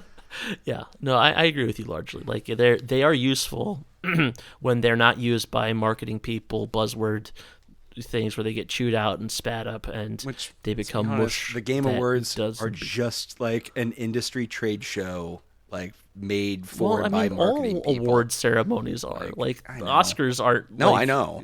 You know, like that's always how these things are. They are big marketing gimmicks. Yeah. You know how much money goes into like Billions. for your consideration campaigns billions, for but the millions. Oscars. Like people like When they send you yeah. a DVD of something that is streaming on Netflix already.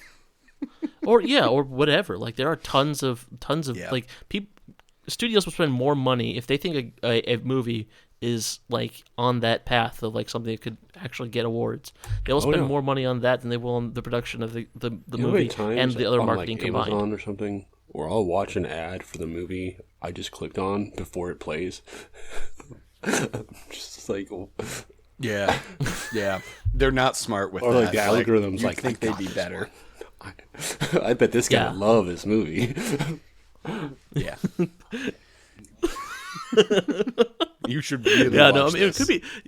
It's like some AI padding its stats, like 100% click through rate on this one. So, I think that's it. We've properly muddied the waters fixed on everything. the indie game debate. Now everyone's confused. Yeah, glad we fixed that. Yes, that's the Very right way to indie, be. Some art house indie stuff. Yeah, Some exactly. neutral milk hotel. Whoa. I do. Well, actually, that actually is a good point, because I think that if you like Neutral Milk Hotel and some indie movies, like your David Lynch's or whatever, there is a point of the storyteller, of the creator, of trying to challenge the audience, like trying to get think. the person experiencing this to actually have to think, or to like challenge their perceptions, or to like not just give them what they want. And I think that that's something we could probably also say usually is something that indie games do. Whether that's mechanics that are difficult or hard, whether that's storytelling that's different, or whether that's just pixel graphics. Like I know nowadays, like the return of pixel graphics is very normal, and there's people who've grown up with like new pixel games. But like when I was a kid, if I saw a new pixel game that wasn't like a Metal Slug or something, where they've always done it that way, I would have been like, Yeah. "What the fuck? We're this is a 3D world. We're like, why are you we showing me moving pixels?" backwards? Yeah, as a game. Exactly. But like initially, that was a challenging thing that became very normal. Same thing with like fucking what's his face's voice from Neutral Milk Hotel. I can't remember his name right now. That was annoying in 1999. That was very common in 2004. I had a friend I like Neutral Milk Hotel that a I would lot, get so. into arguments with in middle school, because it was right around that time when like 3D games were starting to happen, right? Like the PlayStation was moving more and more away from side scrollers in 2D and like utilizing more of its abilities to render 3D. And Jason, we'll call him Jason W, because I do remember his last name now, but You could have just said Jason. yeah, no, it's fine. But he knows. I want him to know. He would do this thing where he would bring in his new games. And I mean, outside of everything, he would also open his new game and take his instruction manual and put his nose right in it and give it a big, heavy sniff of the fresh glue. And that was... So this is where we're starting with, is a person that I would have debates with. And I get it. I could see myself doing that. With every single game that came like back to the house, I would get so excited looking at the manual for it. That's like, because I'd find it in the grocery bag and I'd grab it and pull the cellophane off and get Grocery bag? Because it was usually from like a Fred Meyer's or something, like your Walmarts for people on this side of the world. But...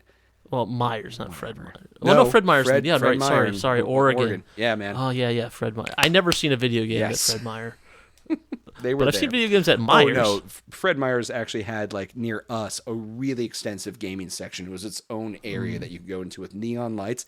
Looked a lot like Arcade Paradise. Wow. Yeah, you could actually like Swank demo Fred and play, Meyer. and they had like arcade machines. It was a dope area right next to like the pizza and Was the this- popcorn. Salem. This was Salem. Yeah, this would have been Salem's Yeah, Fred Meyer's, because that's when I was living in Dallas. Yep. You got it. Okay. Actually, I think I have been to that Fred Meyer. It does not have a video game God, section. It absolutely has a video game section. Maybe it was the one in Tualatin then. I mean, maybe it had a video game section in the year of our Lord 1999. I've completely forgotten the point I was trying to make now. We've gotten so sidetracked. I swear I haven't even had anything to smoke. Video today. game about manuals, Josh W? huffing them. Yes, I don't know where thank you're you. going with that. Jason, this prick. Jason Oh, W. Jason W, please. Yes.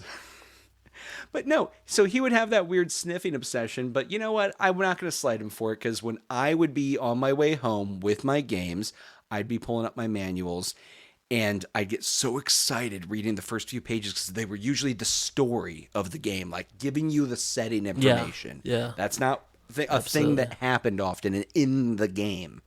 And I'd get so excited I'd have to poop. So it was pretty much a constant tradition that I had to have a bowel movement before I actually got to play the game, which gave me time to read the whole manual. And then I knew how to play it starting it. So it actually worked out perfect. And it became this nice little ritual I had. But I had a similar ritual in that I also only read the manual when I had to go to the bathroom.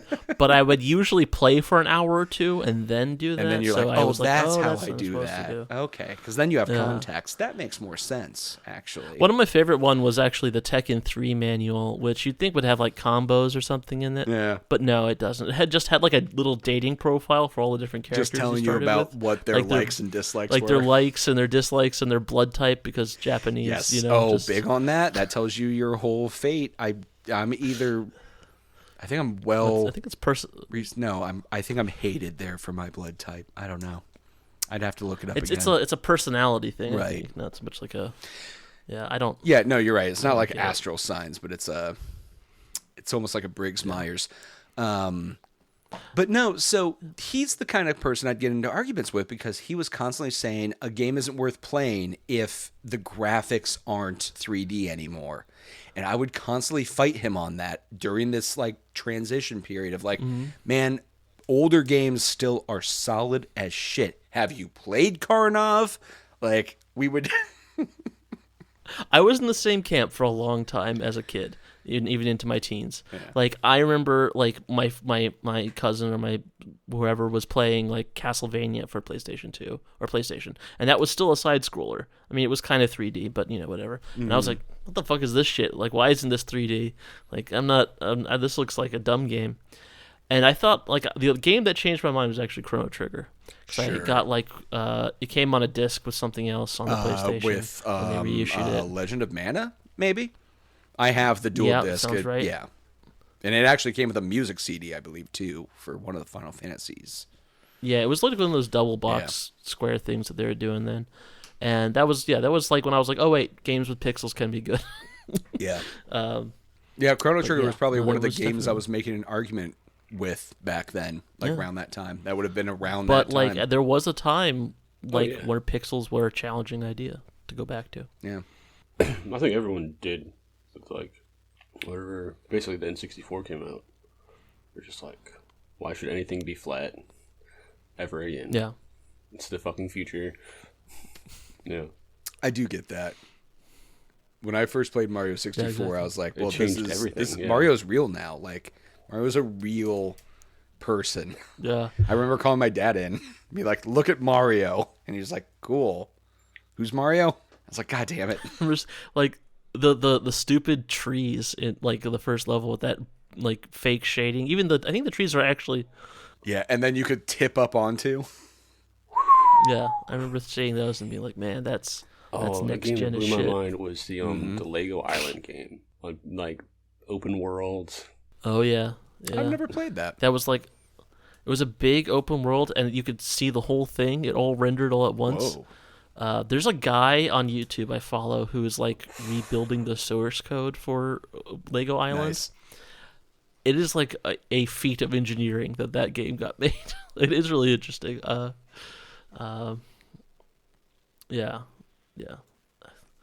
It's if I could remember his name, I would say it right now. But just Google Lego Island Redux. source code, and you'll probably find him. Mm-hmm. Yeah. Why are we talking about this? David We're talking Diver. about indie games. Indie Yeah. games, graphics, Game Dave the Awards. Diver, Game Awards. Jason W. Pooping Jason on the W. toilet, reading instruction manuals. Yeah. Yeah. Did you do that, Marcus? And there's no way you did. You wouldn't even be able to open the menu. No, I would. I would just like chill for a while after. Oh, that's fair. You have to get like the big Civilization 2 manuals. That's what I needed. I'd have to bring like my entire collection. I want it for Diablo 2. Oh yeah, That one's dope. exactly. It had like a whole page of the history of the Roman Empire or whatever, just to like set the mood. I think my place, like my Civilization 2 manual, was like hardbound. It was like this thing. All right. Are we ready for a quiz? I think we better be. Okay, because I've got a quiz for you. Okay. And this is the second in my Left 4 Dead Kennedys series, whatever we're calling okay. this. Video games, songs. Yes. So Oh boy. exactly. I will give you a clue, and that clue will tie together a musical artist and a video game. Okay. And you guys have to guess. Do you guys want to do this cooperatively or competitively? It's up to you, Marcus. Up to you. I was going to say, last time we did it together. I'd like to do it together because I'm bad at names of things. I think having it was like having two sides of the same brain be able to work. Okay. That's all very right. accurate. All right. I'll start with some easy ones then. Or like part of a brain and an amygdala. But yeah.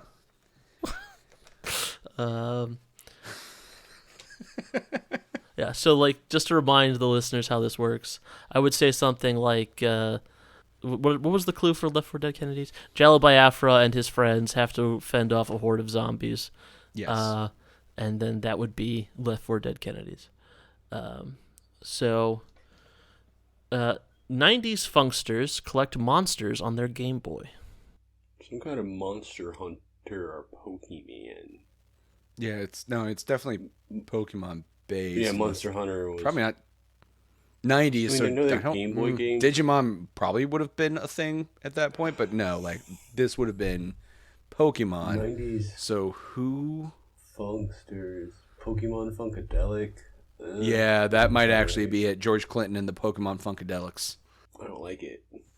I don't like it either. Is that it?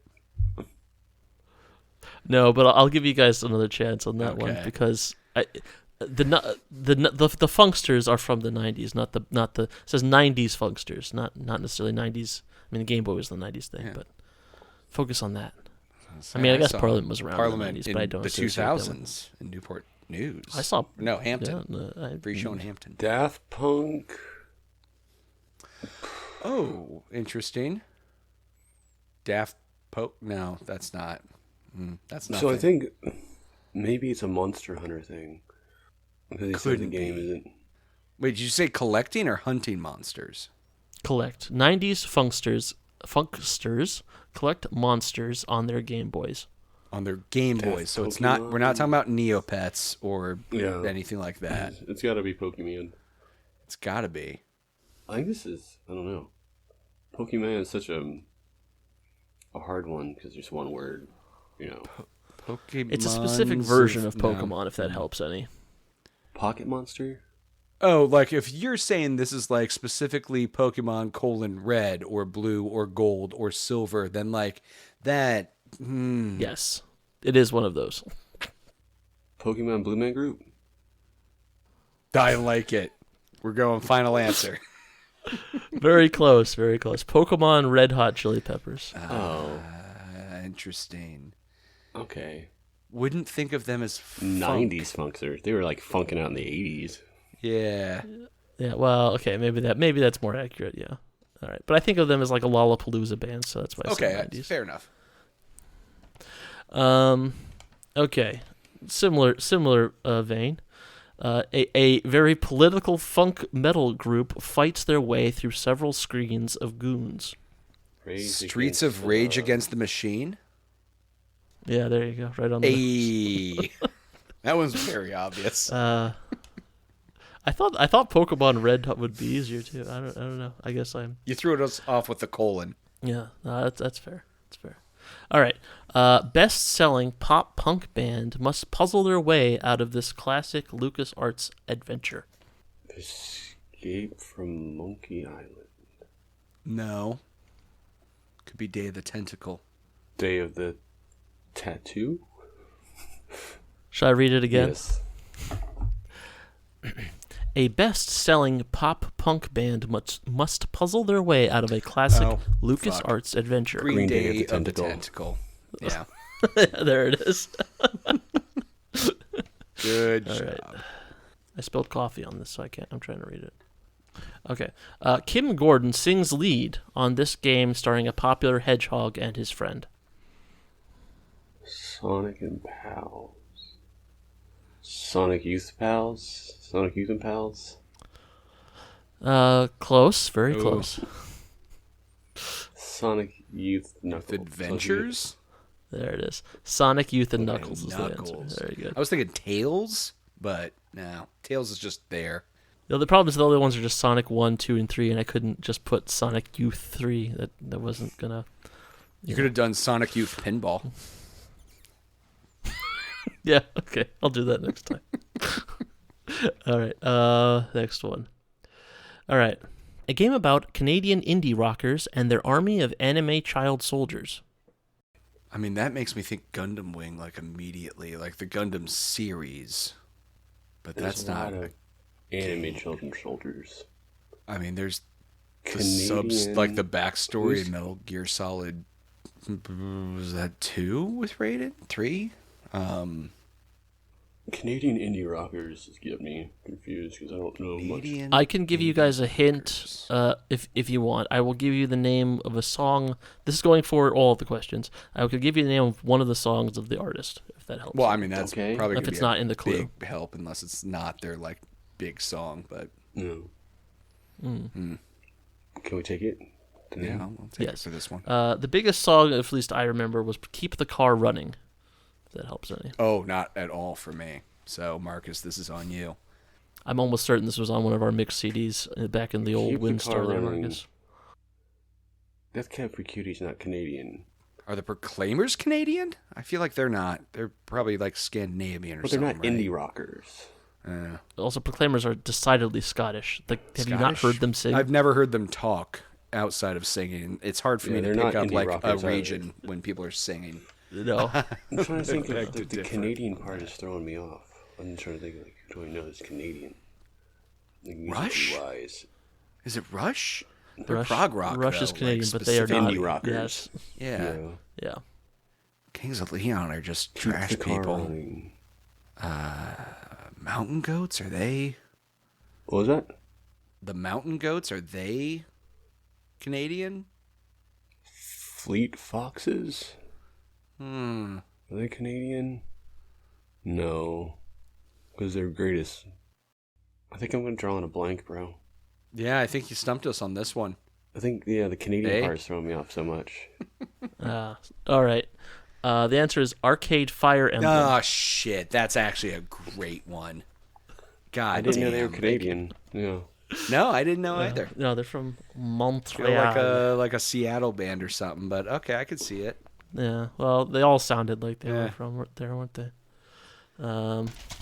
It's like all the grunge kids had like sad, mopey little children. Yeah.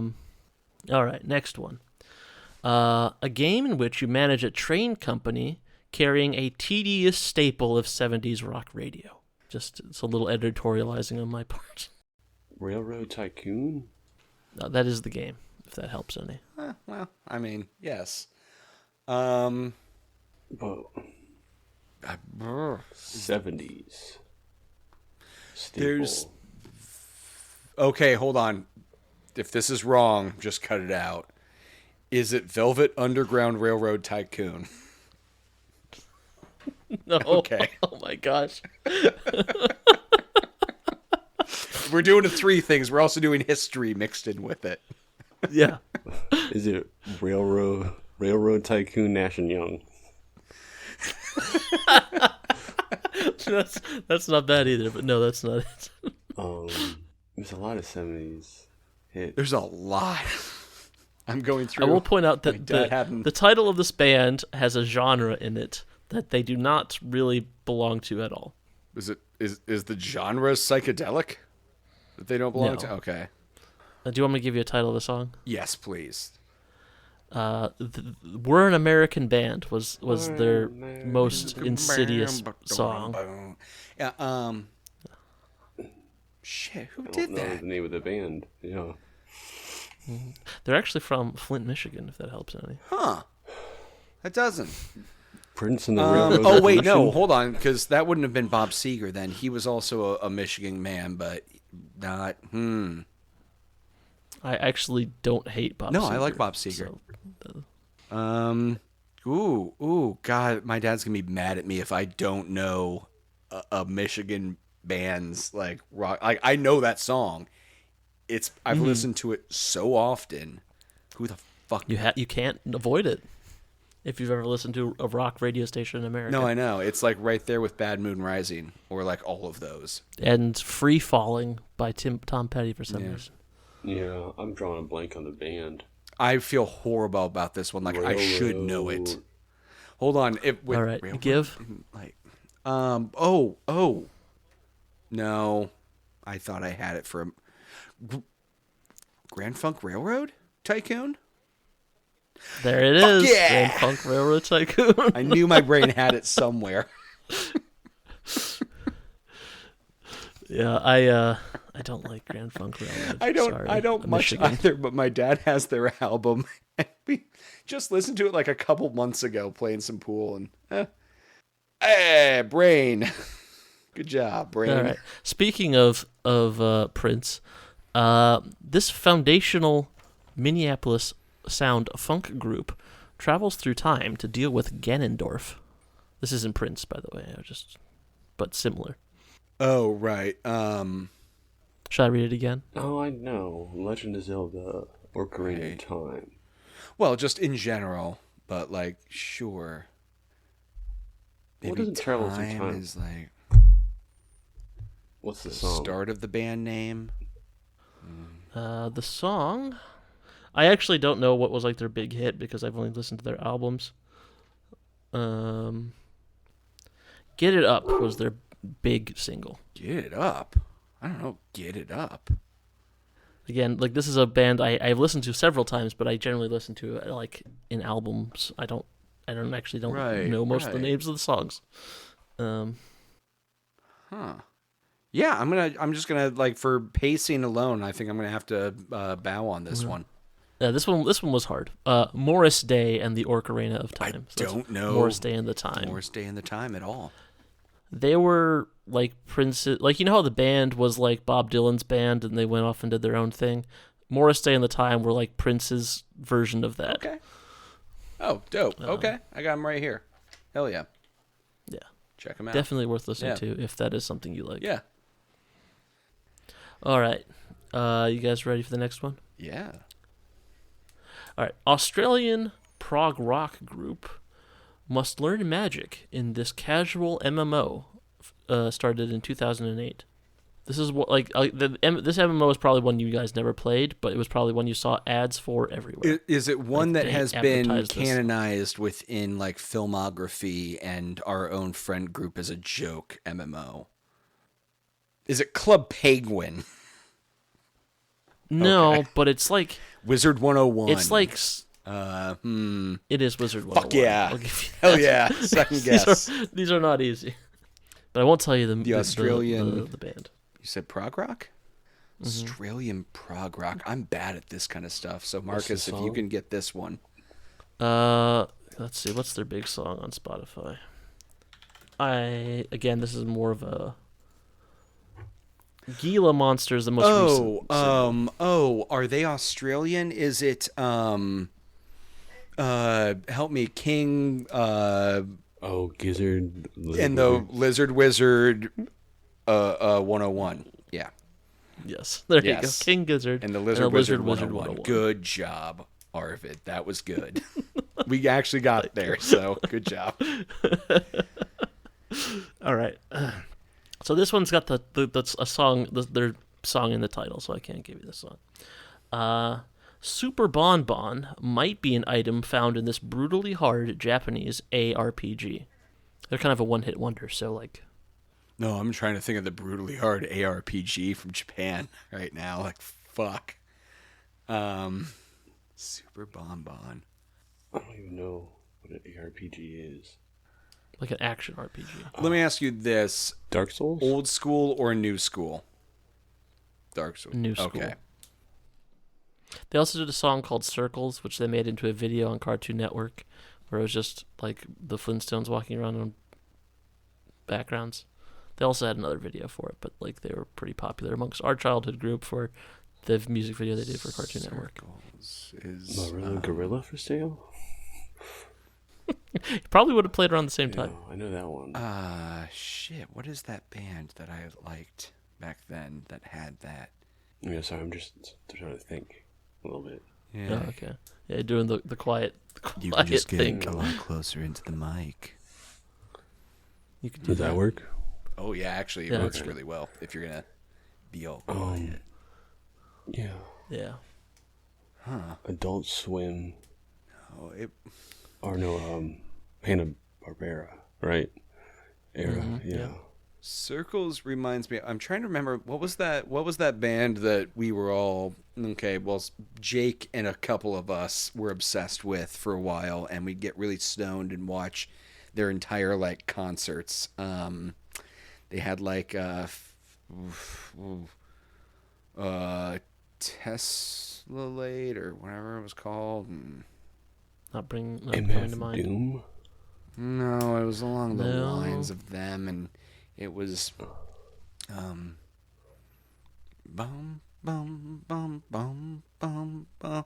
You'll see when now, and like it was all Alt that J? shit. Alt J. You knew what I was trying to do. I'm not familiar with Alt J, but this is not that. You guys I give give. This is a toughie. Dark Soul Coughing. Soul Coughing being the band. Dark Soul. I don't know soul coughing. No, that's fair. I mean, that's a hard one. I mean, like even if you had heard it, you don't necessarily remember the name of the band. Yeah. All right. Last one. Early British new wave band must uncover conspiracies in a cyberpunk future. Huh.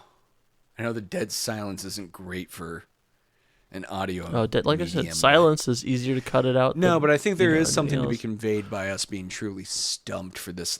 Like, we're thinking. What's the song? Oh yeah, no, I will. British New Wave, Making Plans for Nigel was their first big hit and probably their biggest hit. Let me ask you this. Is it Cyberpunk 2077 that we're talking about? Or is it Shadowrun? And it is not. It is neither of those. Ooh, interesting. Mega Man, maybe? Mega Man's a cyberpunk. It is. This game is probably one of the first games of like on the Mount Rushmore of cyberpunk. This is on So there. Mega Man. Let's just. Okay. No? Are we not getting into this argument right now? Beneath a Steel Sky. Ooh. No. That would have been a would've good place been to good, go, though. but that's Yeah. not what I was thinking of. Yeah. Damn. I'm surprised that Marcus hasn't picked this one up yet. I don't think Zone of Enders was a cyberpunk. Why are you going to You were these going- weird places? I don't know. I don't know. I It's think a it's because a point. couple of them actually worked randomly before. It's a point and click, right? It isn't. Oh. I don't think I. Let me read it again for you. An early 80s British new wave band must uncover conspiracies in a cyberpunk future. No. I was going to say the Ramones, but that's not. They weren't new wave. They're Or American. British. Yeah. Were they American? I thought they were British. I'm so bad at figuring out people's accents when they sing. They are like the most New York human beings It that all ever sounds existed. the same to me. Is it cheating to look in the library? Probably. You can look at your Steam library, yeah. It's in there. Oh, that's a I know huge it help is. if it's in his. Oh, now Steam's not going to want to. I don't think Shadows of Doubt is a cyberpunk. Well, I guess it technically is. It's not out yet. So, or did it just come out officially? Oh, come on, Steve. Oh, I'm double clicking Discord. I'm retarded. Who? Let's see. I'm gonna have to this is gonna be on Marcus. I'm stumped. So it's Deus Ex. Okay. Deus Gotta be Ex, Deus Ex. Humankind, or whatever. DSX, Mankind, that's it. yeah. Yep, But it's the DSX. band. We actually talked about this band not that long ago, Mike. Me? You talked to me about music? Yeah, we actually talked about this. Might even have been on an episode. Ooh. I've recommended this group to you after we talked about another song that they did. You did recommend a group to me recently. I'm not going to look through my history on my Google Chrome. But I Googled them, and I think I accidentally closed the tab. So it's in my history, but you're going to need to actually send me shit. You need to send me the info on that because I wanted to listen to them. I do remember that conversation now, and I'm pretty sure that made it into the episode. So now I look like no a fool. worries. No, the answer is Deus Ecstasy. Ecstasy. Ecstasy. Like it's XTC. Yeah. You've heard Making Plans for Nigel. Huh. Okay. Yeah, I don't think I know that one. Okay. No, it is a good one. I enjoy it. At first, I was really confused because it sounded like a lot of other songs in the beginning, and then like the voice came in, and I was like, "Oh, this is different." Yeah. No, I feel like we've had this conversation, but I could be could have been another thing too. Yeah. Alrighty. Well, that was the quiz. Did we? Maybe I should just win? Let's see. I didn't actually. God keep score damn this it. time. You guys got that one right, and that one right. You got 6 out of 10. 60%'s a fucking passing grade. Hell there yeah. you go. College rules. All right. So real quick before we sign off, guys, anyone play anything interesting this week? Just trucked through Orphen. Yeah, sorry about that. Yeah. I get it. Marcus nodding isn't very helpful in a podcast. No, we can do this thing. Yeah, but Marcus nods towards camera. That's true. Marcus nods. Marcus puts his cup of coffee down and looks longingly at Marcus the floor. looks like he thought he pooped everything out, but is there a little left? No, I actually did play. It's a game that's still in early access. Obviously it's completely unfinished, and it shows. But it's interesting in that it's giving me some things from Vampire Survivors that I kind of have been asking for when we talk about it. And that's a game called Death Must Die. It is a mix of Hades meets Vampire Survivors, where you have a central hub of characters. Yeah, you have a central hub of characters that you slowly build up over time as you keep playing, and you meet new people and you talk to each other, and they all have their own personalities. There's an altar area where you can see the challenges and goals for each character that you choose from as you play, and you have to unlock achievements for them that then are passive traits that you can choose to take into battle that drastically change the character. Like, there's a berserker who in the beginning, they get a bonus to their area of attack every few levels as their like passive trait, the first one you earn. And then later on you unlock one that actually makes armor not have any damage reduction toward like for that stat, and actually every point of armor goes into damage itself. So you start like drastically changing the way you play that character because you want to stack as much armor as you can to boost that damage on that end. And their whole point is they're trying to kill the death, like the god of death. So all of the other gods and deities, much like in Hades, want to help them. So every level is actually a boon, and that god comes on, and it's like this pseudo-sexy So it really is fire, just like fox goddess, Hades and like and Vampire but Survivors. it's exactly because it's not based on real gods. It's Vampire Survivors style takes on gods, right? Like if you wanted to think of it that like way. they downloaded the Hades what do you call the things? Yeah. Pixel art strips. What do you call those things? What? sprites. Sprites, yeah. Sprite pack. It is kind of like that, but it's doing exactly what I've always said, which would be so cool to take the characters of Vampire Survivors and have them all be hanging out in a hub together. And as you play as each character and go and talk with the others, you're actually building relationships with them. Like a character will dismiss another character unless you spent the time to actually talk to them between runs, right? And then you get deeper into each other's stories related to each other. So a character may describe their motivations and goals in different ways depending on the character they're talking to and how deep their relationship is. And there's not like, I don't know if there are plans to be a romance mechanic in that way or some kind of relationship mechanic, non-romantic even, but it's the stuff I was wanting one of these games. And it also does a little bit of Diablo 2. You get armor, and it's a very D2 armor inventory system with grids. and you equip it, and then it binds to your character like in a World of Warcraft game or something similar. So you can take equipment back, or you can wear it and wear it back, but then once you wear it, it's bound to that character of all the ones you get in your roster. It's got the makings to be a great Survivors-like. Ooh, I hey. know. I'm starting it right now. Yeah, best not let the gaming industry marketing team get a hold of that I one. know. Where's the Game Awards for that category?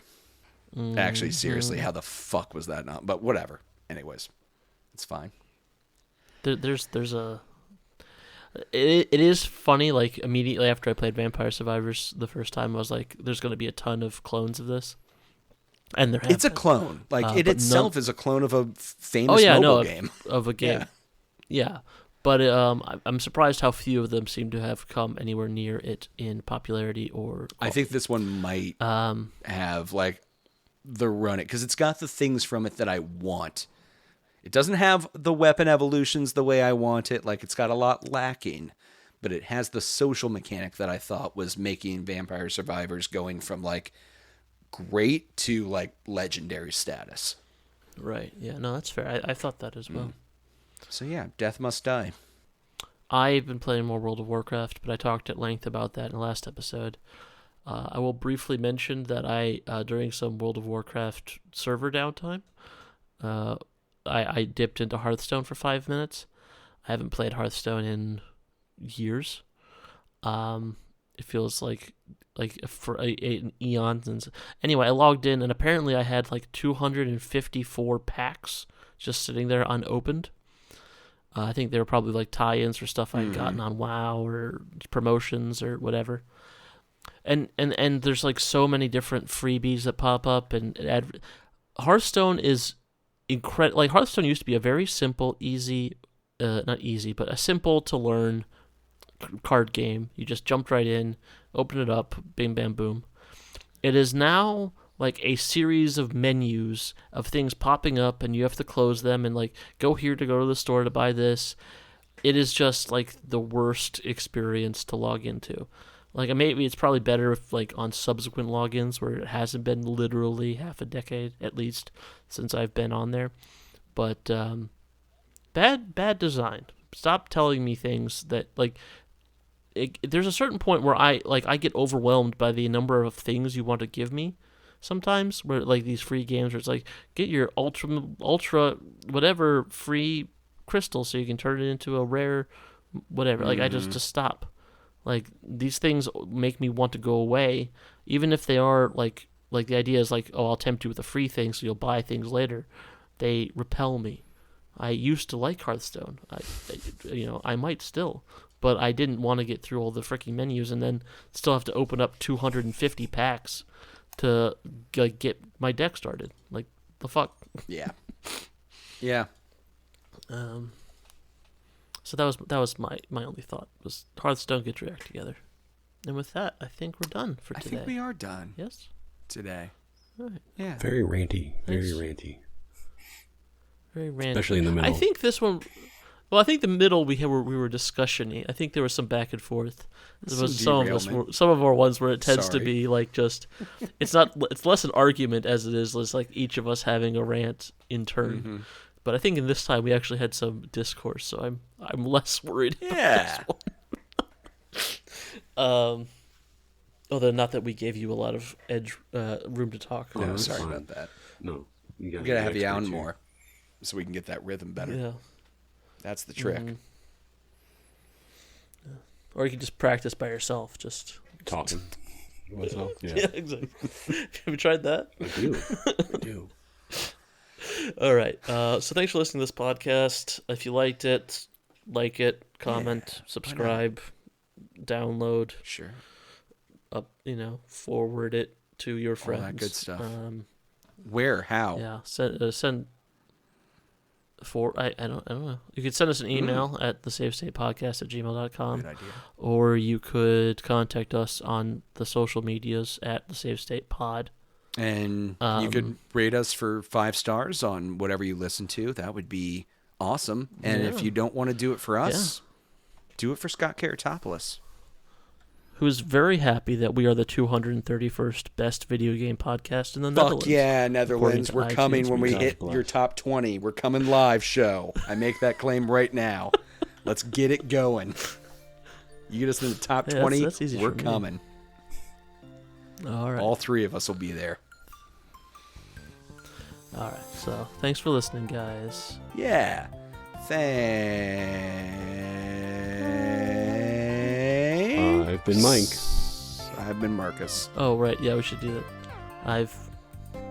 I'm still out of it, I guess. I Have an got left out of the- imagination. I got left out of the joke. Yes, that is the way that would work. I fucked up.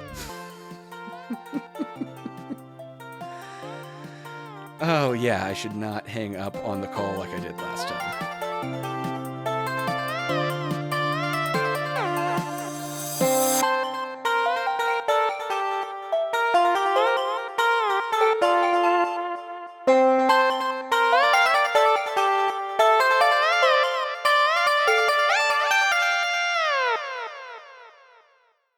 I don't know. I'm going to bring it up during the news segment. Nope, not doing it. No, not even going to talk about it. It's coming I up. refuse. It's coming up. It's news. It's not news. News. This is not news. It's big You news. don't have to say just because something happens doesn't mean it's news. I'm sorry. That kind of broke my brain for a sec.